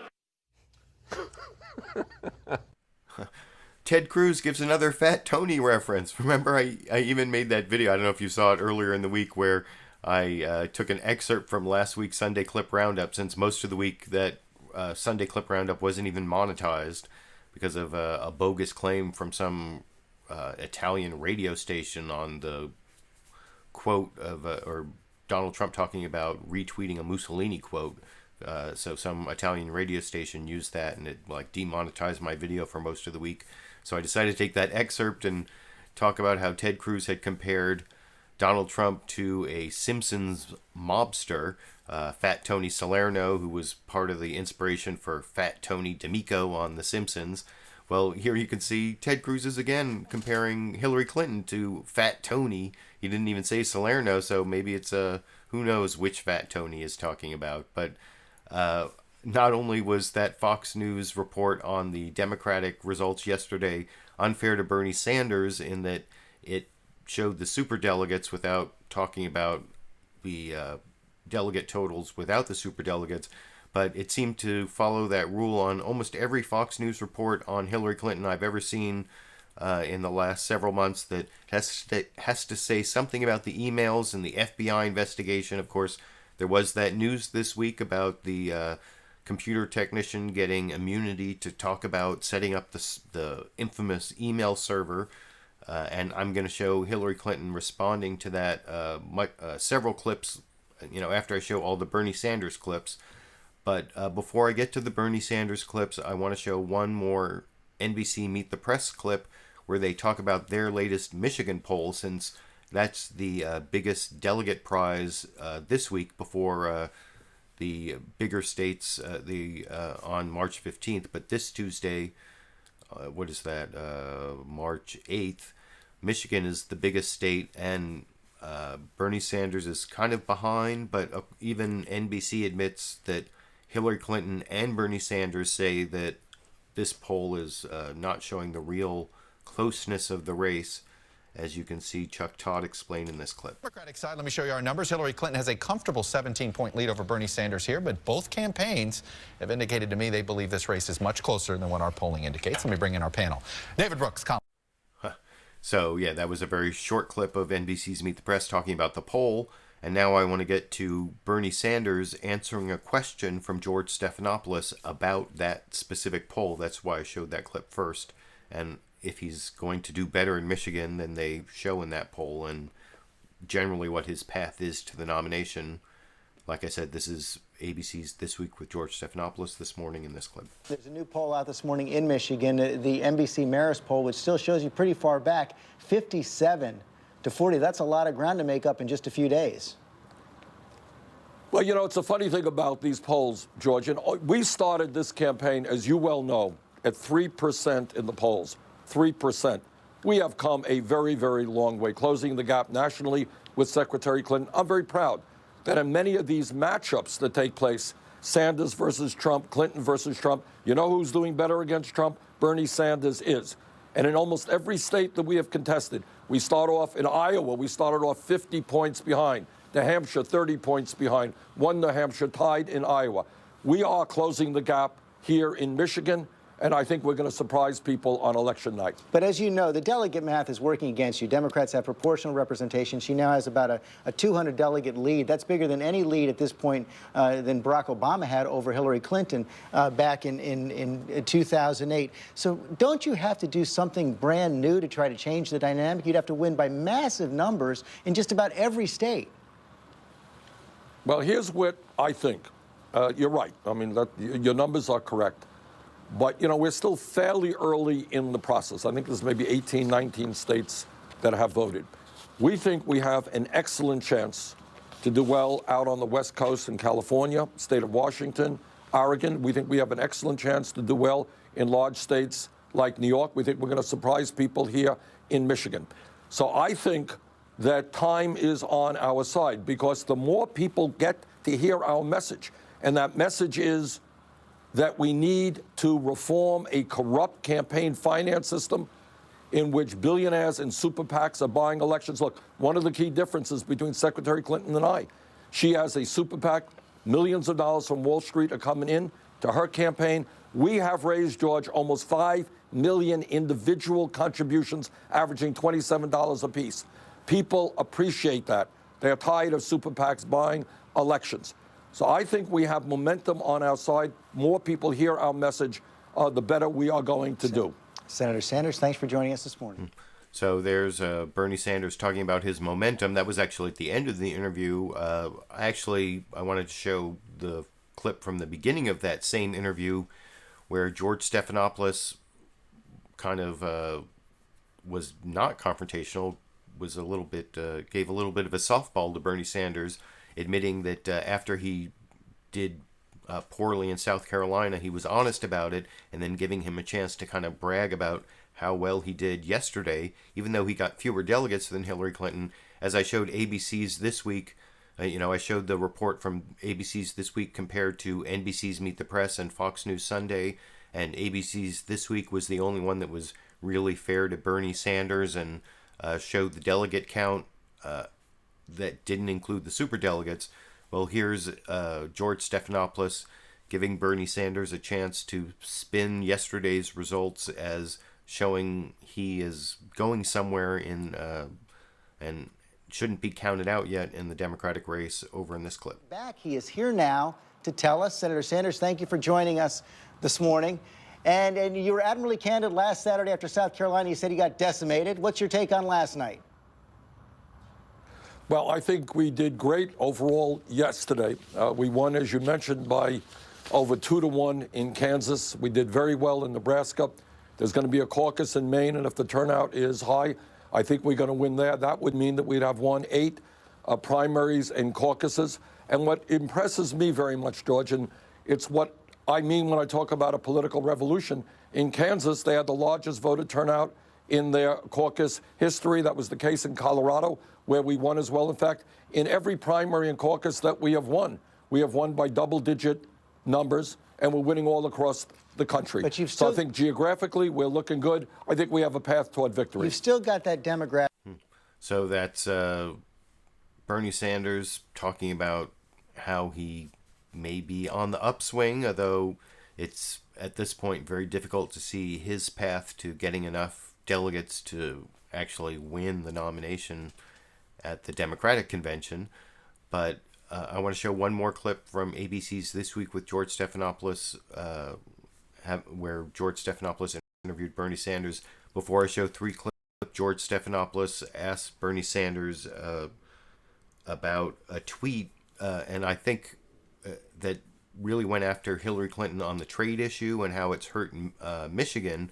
You know, there's a debate, as I'm doing this live stream, there's a debate going on CNN that's in Flint, Michigan.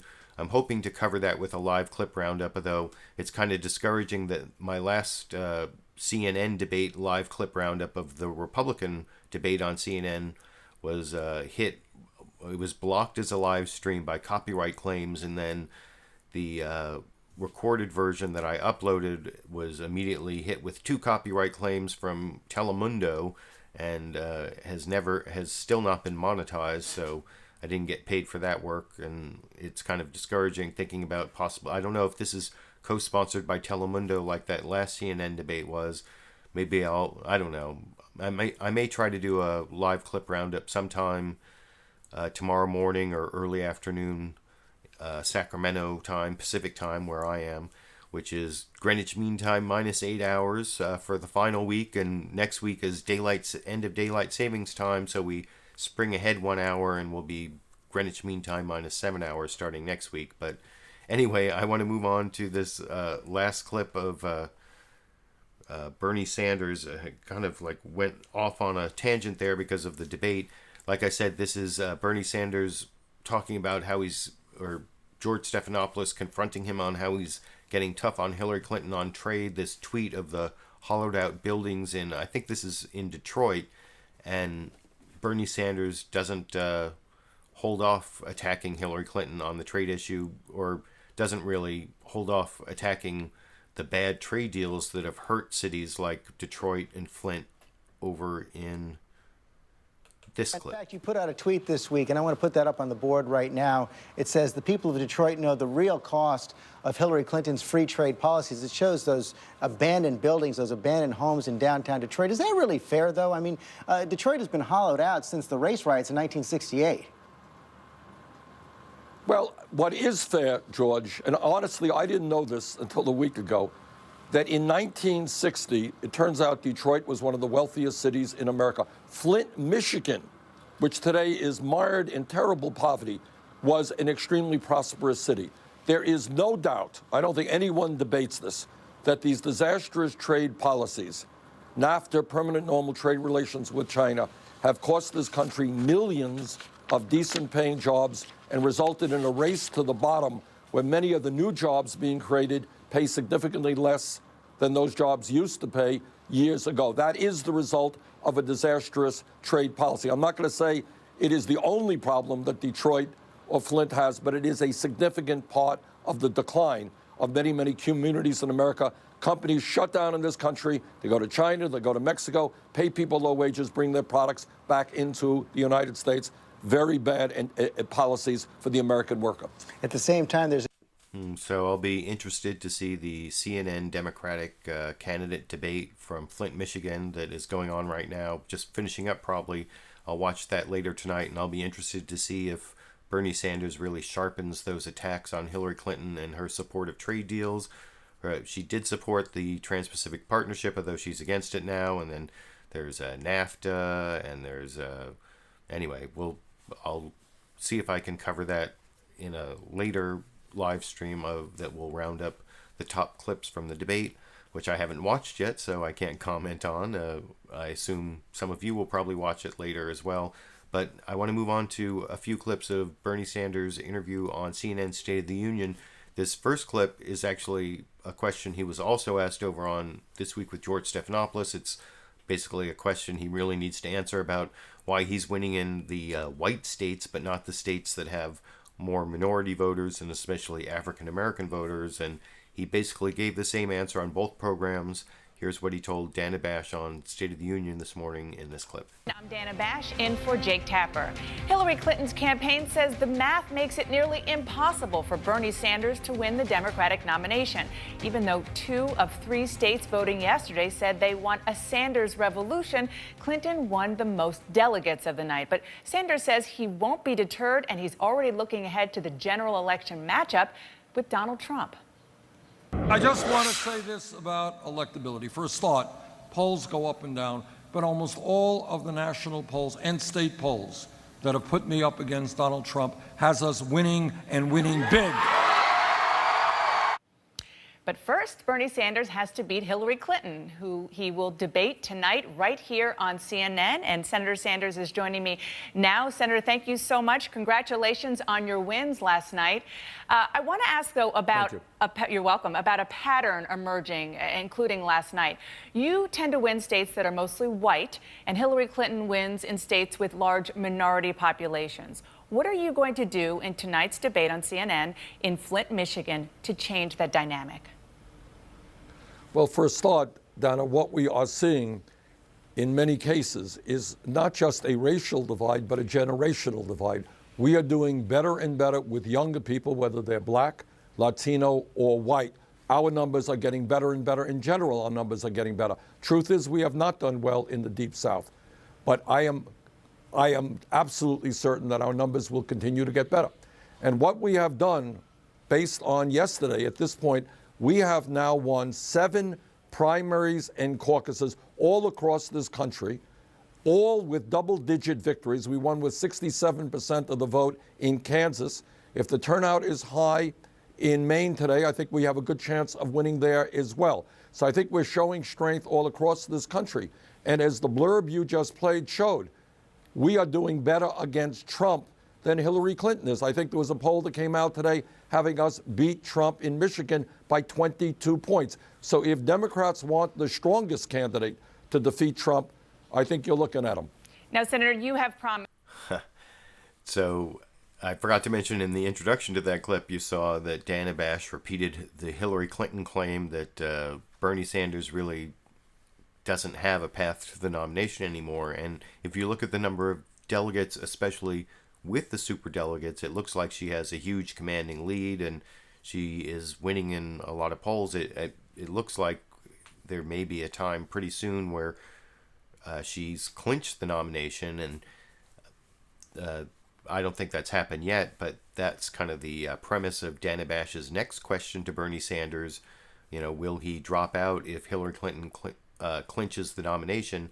And you'll see he claims that's all speculation, but responds with some speculation of his own, which is some good optimism that you would expect a candidate to say. But Dana Bash calls him on it, as you'll see over in this clip. To fight all the way to the convention in July. Does that pledge hold even if Secretary Clinton reaches the 2,383 delegates needed to clinch the Democratic nomination before that? Dana, when I started this campaign, I was at 3% in the polls, 3%. People considered us to be a fringe campaign. We have made enormous progress over the last 10 months. We have now 5 million individual contributions, campaign contributions. We don't have a super PAC. BernieSanders.com is doing fantastically well in raising money from ordinary Americans. We are going to stay in this campaign to the convention in July. Every state has the right to vote for the candidate of their choice. But we believe we have a path. Yeah, go ahead. I'm sorry. No, Senator, but will you do that even if Secretary Clinton gets the number of delegates needed in the contests before the convention? Dana, you are speculating. I don't think that's going to happen. I think that we have a lot of strength in very large states all across this country. I think we're going to do very well in New York State. I think we have a good chance of winning throughout the West Coast, in California, state of Washington, Oregon. I think our message of a corrupt campaign finance system, which has to be changed, a rigged economy where almost all new income and wealth is going to the top 1%, that is resonating all over this country. So I don't want to speculate as to what happens tomorrow or 3 weeks from now. We think we have momentum, and we think we're going to do just fine. You just speculated that you're going to win those contests, but I'll let you go on that one. You have talked about the enthusiasm. So I guess at least Bernie Sanders amused Dana Bash in that clip with the battle of the speculation as to whether Bernie Sanders needs to drop out or whether he's going to start winning more contests. But I guess, as they say in the punditry business, only time will tell. It's not over yet, especially if you look at the delegates without the Democratic superdelegates added on, like I have been pointing out over the last several clips. I want to show one more clip from the Dana Bash interview of Bernie Sanders. In this one, she starts off showing Bernie Sanders a clip that this is on the whole topic of speculation. It's a Hillary Clinton clip saying that she is the candidate of real ideas, and then Dana Bash helpfully explains that to Bernie Sanders as saying that his ideas are fantasy. And I like Bernie Sanders' answer is pretty strong. In the final Bernie Sanders clip, at least from Bernie Sanders, the next clip is Sarah Silverman explaining why she supports Bernie Sanders. But here's the last clip of Bernie Sanders explaining why his ideas are not fantasy ideas in this clip. You talk about focusing on the middle class. Certainly you're talking about it. Hillary Clinton is talking about it. But she also said something about your approach to that she doesn't think adds up this week. Take a listen. Anyone running for president owes it to you to come up with real ideas, not an ideology, not an old set of talking points, but a credible strategy designed for the world we live in now. She's basically saying you're living in fantasy land, Senator. Yeah, I guess I believe that the United States should join every other industrialized country on earth in guaranteeing health care to all people. Is that fantasy? If Canada could do it, the UK could do it, France can do it, you know what? I don't think it's fantasy to say that we can do it in the United States. Is it fantasy to say that our young people should be able to go to college regardless of their income as we establish free tuition in public colleges and universities? Well, Germany has that, Scandinavia has that, countries all over the world have that. Is it fantasy to say that we should end the obscene level of income and wealth inequality, where the 20 wealthiest people in this country now own more wealth than the bottom 50%? All of that may be fantasy to the ruling class and the big money interest in this country. I don't think that's fantasy to the working people of this country who are working longer hours for lower wages, who are tired of establishment politics and establishment economics. Every proposal that we have brought forth, we pay for.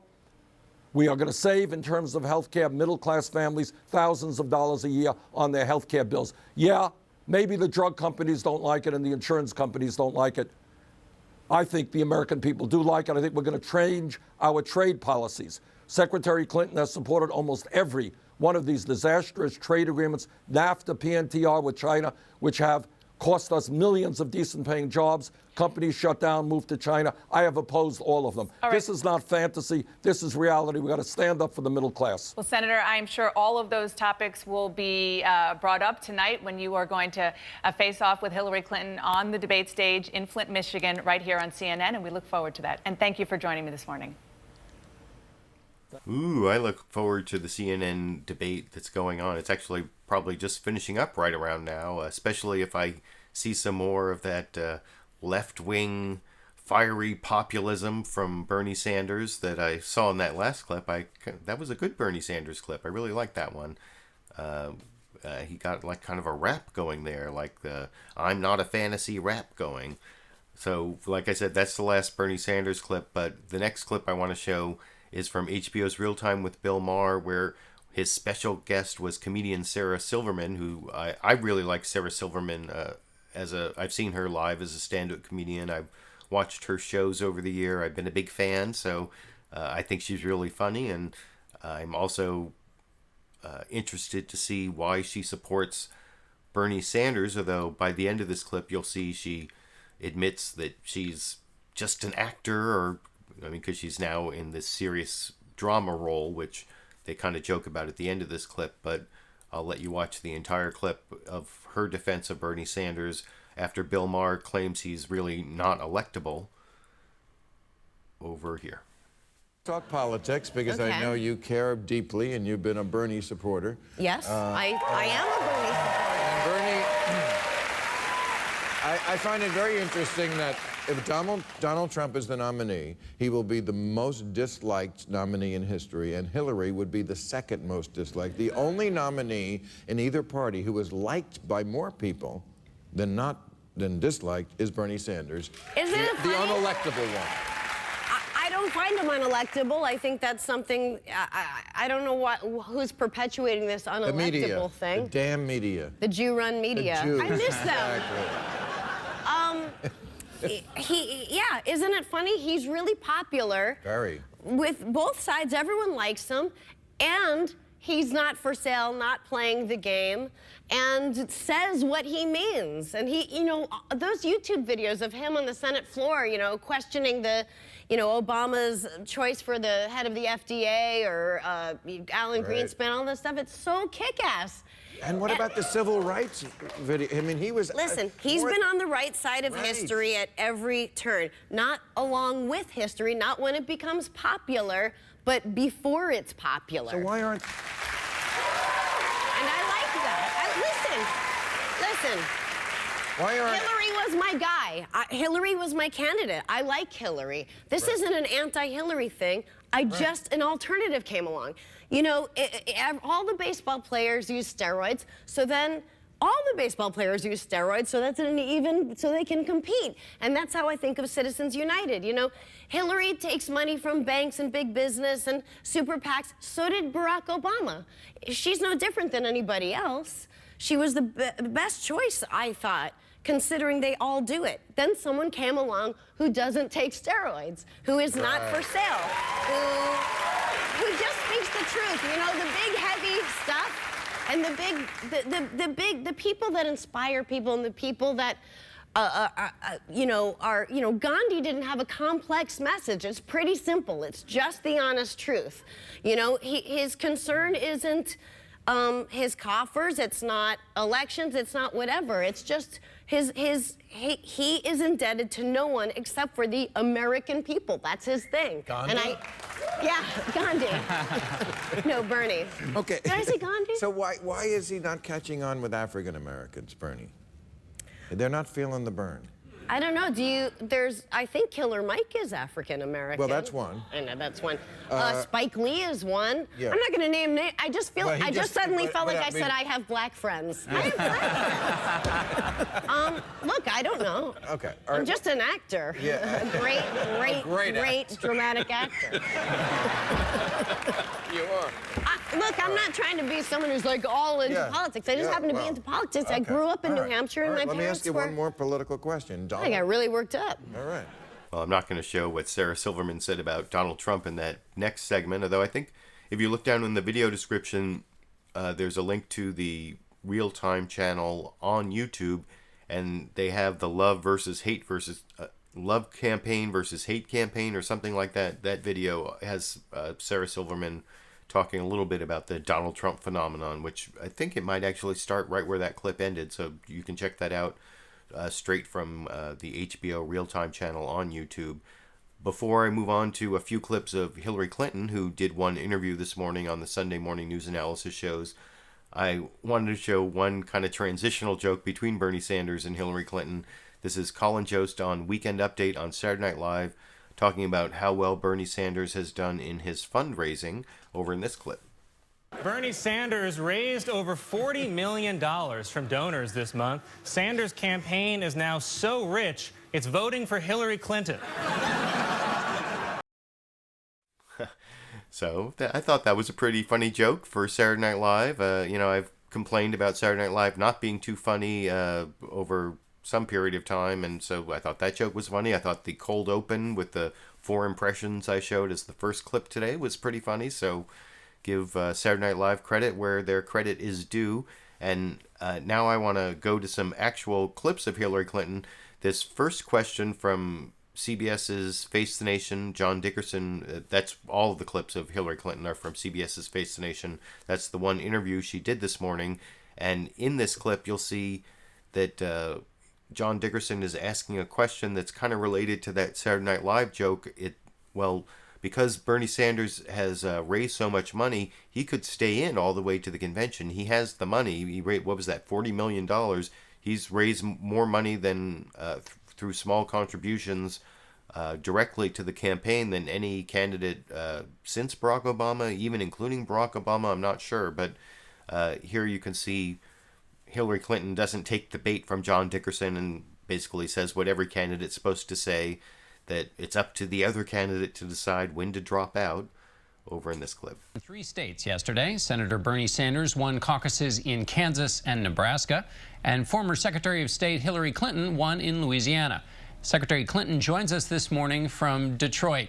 Secretary Clinton, you know what it's like to be in a tough delegate battle. The last time around, you stayed in it all the way to the end. So do you think there's anything wrong if Bernie Sanders stays in this fight all the way to the end? Well, I think that's up to him, John. I'm just very pleased at where my campaign is right now. I was really gratified by the results yesterday. We'll net delegates, and we're feeling good about the upcoming contests. And I've really put together a great broad coalition that I think is the key to winning in November against whoever the Republicans nominate. Speaking of winning in November, the Republicans seem to have all of the... I'm actually going to get to another question, but not that next question from John Dickerson. I didn't take all the Hillary Clinton clips, but I think it's important to show at least a few clips of Hillary Clinton, especially since I think the chances are right now she is the most likely of all these candidates to be the next president of the United States. That's been true for over a year, and I think it's still continues to be true that, you know, a lot of things have shifted around, and I'm not saying Bernie Sanders doesn't have a chance, but I'm just saying what is most likely. And this person who I'm showing 3 clips of the Hillary Clinton interview, that Hillary Clinton is the person who is most likely to be the next president of the United States. So it's important what she says. One thing that I suppose could mess her up that you saw reported over on the Fox News Sunday report on the Democratic race is this latest news about her email scandal, which so far I still haven't seen the real criminality that's going to come out of this, but there was someone who was granted immunity so that he could testify without worry that the FBI was going to come after him for saying that he did something with classified material he wasn't supposed to do. And that actually raises the stakes a little, but here's how Hillary Clinton answered a question on Face the Nation regarding what happened with this computer technician who set up her email server talking to the FBI with immunity this week. And she didn't seem worried, but of course she wouldn't seem worried. And here's her answer in this clip. About something that was in the news this week, Brian Pagliano, the former State Department staffer, was granted immunity from prosecution in the criminal investigation into your email server. And when this happens, I talk to Democrats, and they worry that somebody is going to get indicted. Well, there is no basis for that. It's a security review. I'm delighted that he has agreed to cooperate, as everyone else has. And I think that we'll be moving toward a resolution of this. Because after all... you see this as good news? I'm sorry, what, John? You see this as good news? Yeah, I do. Absolutely. I think we're getting closer and closer to wrapping this up. I also know that there were reports today about the hundreds of officials and the 1,000 emails that they were sending back and forth that have been looked at and classified retroactively. This really raises serious questions about this whole process. I think Colin Powell summed it up well when he was told that some of his emails from more than 10 years ago were going to be retroactively classified. He called it an absurdity. So I'm hoping that, you know, we'll get through this, and then everybody can take a hard look at the interagency disputes and the arguments over retroactive classification. Remember, I'm the one who asked that all my emails be made public. I've been more transparent than anybody I can think of in public life.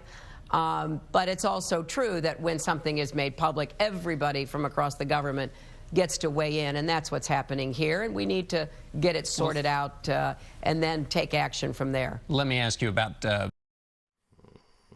Oh, are they still talking about the email scandal? I just find it really difficult to care. That last thing Hillary Clinton said, I know it's going to be a talking point we'll be hearing forever. I happen to agree with it, that the government is way over into class. They overclassify things. There is way too much information that is classified, and you know, I'm someone who occasionally engages in Freedom of Information Act requests, or the state equivalent. We have Public Records Act requests here in California, and the government is always trying to stop people from getting access to records. The sad part about that argument, that the government overclassifies things, is that I think the whole purpose of this private email server was so that she wouldn't have to be transparent and disclose things. And if there's any meat to this scandal, I think that's probably there more than any criminality, at least so far as I've seen, but who knows, stranger things have happened. But what I hope will be more of a topic, something I find more of a problem with Hillary Clinton, is her hawkishness on foreign policy. And there was this recent report on what happened in Libya that showed that, well, it didn't really reflect well on her and the Obama administration. And you'll see in this, the beginning of her answer on the Libya question, she tries to shift responsibility over to President Obama, where, I mean, he is ultimately responsible for what happened there.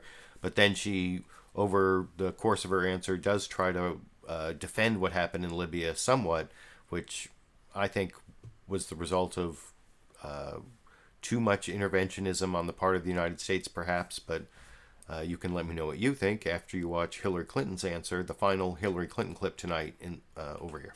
The two-part series this week in the New York Times on Libya. In it, former Secretary of Defense Robert Gates said that President Obama said the decision whether to take action in Libya was a 51-49 decision. Secretary of Gates gave you credit for putting the president on the 51% side of the line. In other words, taking action in Libya. Does that square with your view of the way things happen?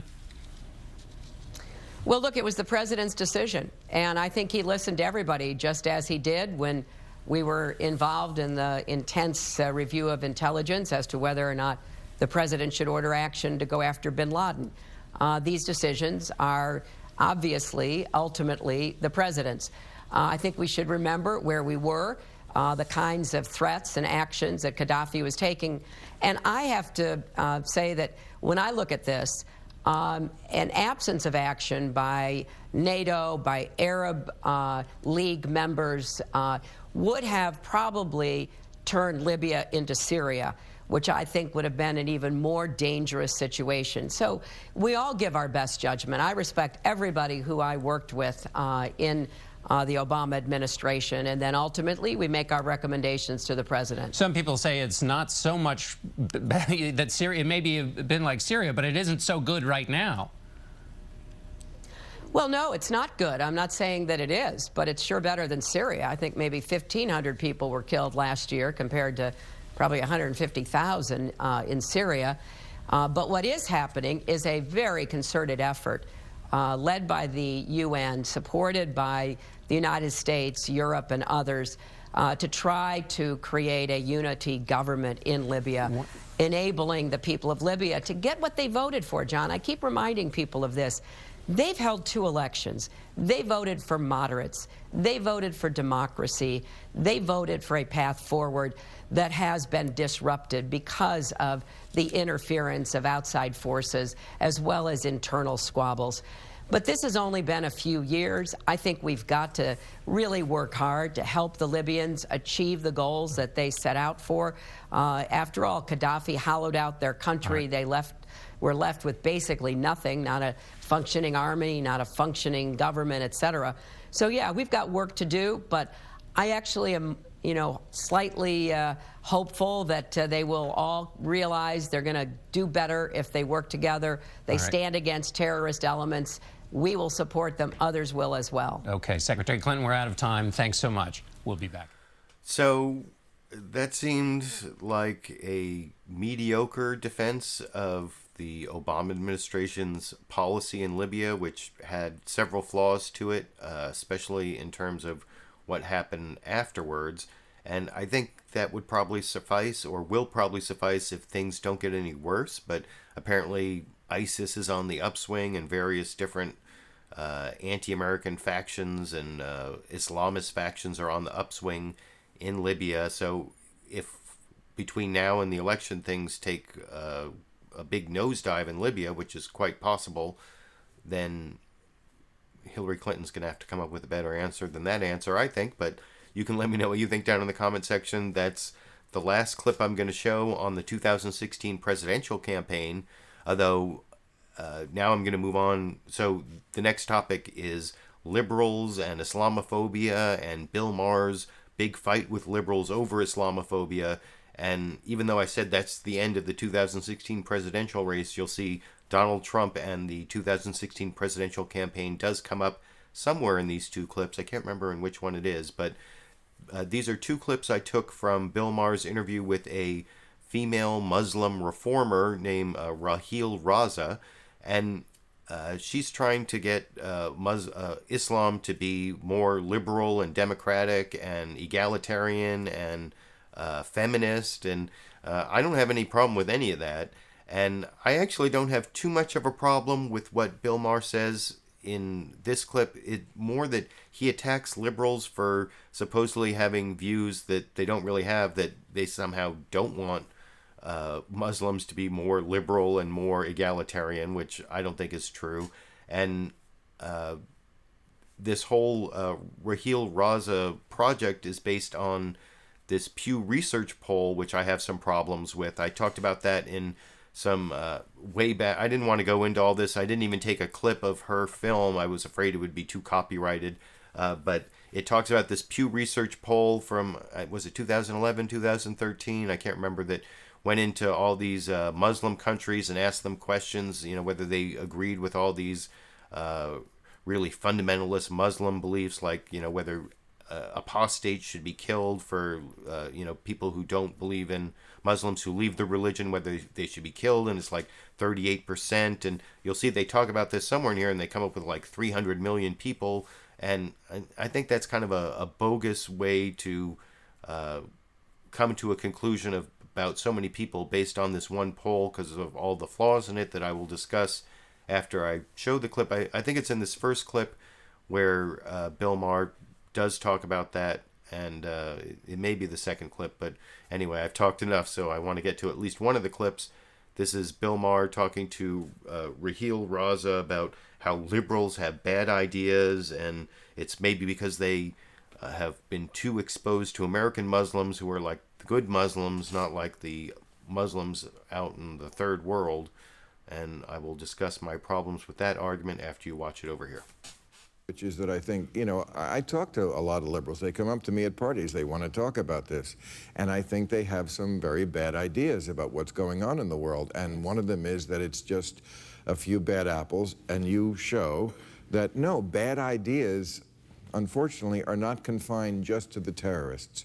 These ideas, like you said, leaving the religion gets you killed. Being gay can get you killed. Theocracy, the marriage of yes, mosque and state. Absolutely, and in terms of women's rights, according to the same Pew Research poll, they found that 37% of the Muslims surveyed said that if a wife was unfaithful or had adultery or premarital sex, it was okay and acceptable to kill her. So when you think of that mindset, that's almost 300,000 people. So 300 million. 300 million people, Yes. yes. So the numbers are important. They the are. numbers are there not to demonize people, No. not to scare people, but to tell the truth and Right. to say, these are the odds that we are up against. And when I say we, I mean we reform-minded Muslims, the Muslim course. Reform Movement, who are the frontline warriors in this battle against radical jihadists. This is who I'm trying to defend, people who just want to live in the 21st century. Yes. And it's so hard in so many places. I think Americans, what they see is American Muslims, who are very lucky. They live in a place where you can leave the religion without getting killed, or you cannot wear hijab if you, did I say that Hijab. wrong? Hijab, if you don't want to. Yes. Or you can come out of the closet if you want to. But these are not options available for most Muslims around the world. And They're not, yes, and that's true. And, you know, most of that I do agree with, and I do support the liberalization of a lot of countries, Muslim countries and other countries that are in the third world that are authoritarian or theocratic or have various types of dictators or governments that are illiberal. As a liberal, I support the liberalization of people all around the world, and I don't have a problem with trying to free women from patriarchal societies, and I don't know why Bill Maher thinks that liberals do have a problem with that. Where I do have a problem is where they use those poll results. Like, think about this. Suppose you live in one of those authoritarian, theocratic countries where it's actually the law that you can be put to death for apostasy, you know, leaving the religion. And someone calls you on the phone, or even worse, talks to you in person and asks you, do you believe in this tenet of your religion that people should be put to death for leaving your religion? And of course, if you don't believe in that, that's kind of apostasy itself. So what if you live in an authoritarian country where you don't have a lot of trust in your safety because the government actually enforces the death penalty for blasphemy or whatever, are you really going to tell the pollster that you don't think that's a good idea? Or are you going to say, yes, I am not an apostate. I believe in the rules of fundamental, you know, Sharia law. Of course, that's one of the many problems with the methodology of the Pew poll, I think. And, you know, that doesn't mean that I think that we shouldn't try to liberalize those countries, or that I'm not against people who actually hold those views about killing people who leave the religion, or the killing of women that Raheel Raza was talking about there. And then in this next clip kind of reveals another problem I have with Bill Maher's arguments over time, and that has to do with whether Islam itself is responsible for these bad practices. You know, Bill Maher at the end of that last clip said that American Muslims, you know, they're the good liberal Muslims, and that's why Americans don't understand how, you know, bad Islam is. And he didn't say how bad Islam is in this clip. That's actually something he said in previous clips, that there's a problem with Islam where it's worse than Judaism and Christianity, where I think the fact that there are these liberal American Muslims shows that there's nothing wrong with the religion. It's just the way that some people in some cultures use the Muslim religion to perpetuate these, you know, illiberal, patriarchal, non-egalitarian ideas, and people have been using various religions to further those ideas, and have been using various religions to further liberal ideas, because these religions have so many different interpretations and so much text and so much history. I'm talking about the three Abrahamic religions now, that you can't really fault any one of them as being worse than any of the others, because people like bring into the religion their own culture and viewpoint and take out of the religion what they are looking for, because there's so much there that can go so many different ways. And in this next clip, I think that Bill Maher and Raheel Raza actually give some support to what I'm saying without realizing it, because first they talk about honor killings, and you'll hear Raheel Raza say it's a tribal practice that goes back thousands of years. Remember, Islam only goes back to, what is it, 732? Is that like the beginning of Muhammad taking over like North Africa? And I may have maybe it's right around, you know, like 600 to 750, right around So it's it's not thousands of years. And so the honor killing practice, that's a tribal practice that goes back thousands of years, predates Islam, and Islam isn't the source of that. And then they also talk about female genital mutilation, which is not a Muslim practice. Many Muslims do practice it, but it doesn't come from Islam, and it's practiced by many non-Muslims, as I will discuss a little more after you watch this second clip of Bill Maher's interview with Raheel Raza, and the last clip of the broadcast over here. More common than we think, right? What is an honor killing? Well, an honor killing is when a girl, usually a female, sometimes it's also males, by the way, is killed in the family because it's deemed that she has done something that has dishonored that culture. It's a tribal practice that has existed for thousands of years, and in many parts of the world where these tribal practices still exist, it goes on. And that can be just being raped, right? Yes, it can be. They blame her. But you know, that is an extreme. It could even be something simply as turning and looking at a boy, or talking to a boy, or you know, speaking to a neighbor's boy, or doing anything that is deemed dishonorable. Right. But this frightening thing is, Bill, that it's not just happening out there. It's happening here in America. It's happening in Canada, and that is what is happening in Canada? These honor killings. You're right. There have been and also female genital mutilation Yes. happens in Western countries. Yes, almost 500,000 cases of female genital mutilation right here in America. So we have a huge problem ahead of us, and if we're going to be politically correct and beat around the bush and deflect from the issue, we won't be able to address it. So in order to bring about a change, we have to address the problem head on. And I think maybe we agree on yes. Maybe we agree on this also. You know, Donald Trump, I think, is a very dangerous man with some very dangerous ideas, including his ideas about Muslims. I don't think we should bar all Muslims from entering this country. We need Muslims in the fight against terrorism. But I will say this, and I've said it before on this show, if Americans have to choose between a party that won't even say the phrase Islamic terrorism and Donald Trump, especially if there is another attack, they'll choose Donald Trump. Yes. And then things are going to get even worse for Muslims. So it is in their own best interest to come out on the side of principles that are liberal, democratic, Western principles. Absolutely, I agree with you. I don't know. Almost in that clip, it seemed like Bill Maher was starting to say that Muslims have no one to blame but themselves for Donald Trump. But it was really more like he was blaming liberals for not saying Islamic extremism, you know. And I think that is kind of a straw man. I know that the presidential administration won't say Islamic extremism, that Democratic candidates running for president won't, because that's actually a policy, and of the executive branch, that it makes it harder to bring Muslim allies into the fight if we're saying that our opponents are Muslim in any way. And so it's like a use of diplomatic language for people who are in the executive branch or people who are running to be the president.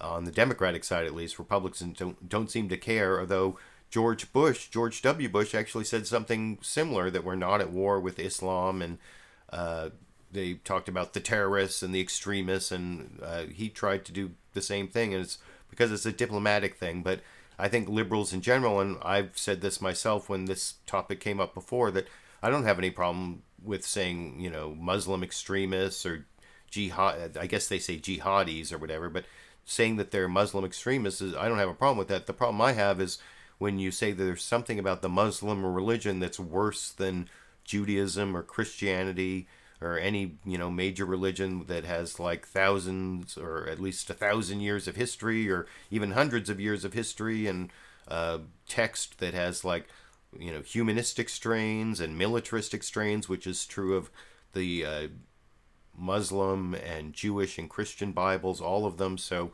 I just don't like Bill Maher saying that there's something intrinsically wrong with Islam worse than any of these other religions based on public opinion surveys and based on whatever. I didn't really want to get into the whole Muslim argument too deeply, but I did want to show those two clips and defend liberals a little bit from what Bill Maher was saying. You can let me know what you think down in the comment section. Like I said, that was the last clip, the last topic. I've recently upgraded my modem so that my upload speed is twice as fast. It looks like there were no stream errors today, so if you want to help support my continuing upgrades to the program, or you just want to support the way I pick out all these clips for you to enjoy every Sunday, and now there are 3 debates coming up this week that I'm going to try to do debate clip roundups on, many of which will probably be demonetized, and who knows what the consequences could be to my channel with the weird copyright rules on YouTube. So if you want to be one of my supporters, I put a link down to my Patreon page in the video description. You can become one of my patrons and support my channel so I don't have to depend on the advertising revenue from YouTube and monetizing the videos. Also, up in this corner, there, if you hover your mouse over there, there's a link to YouTube fan funding if you live in certain countries. And so you can give me direct support that way. I appreciate all the people who give me financial support so I don't have to depend on the advertising revenue. I appreciate the 200 of you or however many showed up to support me, keeping me company during the live show. I've been reading your comments and saving them along the way. And the people who watch as a recorded show and give me a thumbs up and leave me your comments, even share my video if you are so inclined, because I think it's a good roundup of what the corporate media is covering every Sunday, and especially during the political campaign. I think that's a useful thing to see, and I'll try to do some debate clip roundups from the corporate media for the 3 debates coming up this week. I think there's a CNN Democratic debate tonight, and then there's a Republican debate and another Democratic debate on Wednesday and Thursday. The Democratic debate is the Univision debate, and I think I can't remember who's doing the Republican debate, but I'll try to cover those as well. It might be a little too much. I may have to drop out of one of them, but you can join me within about 24 hours of the debates. If I am going to do it, I'll try to do it within about 24 hours, pick the best clips, do another roundup, and then look for it as a recorded show. And until I do that or get some other edited, produced video up on YouTube, I guess I'll be seeing all of you around the internet.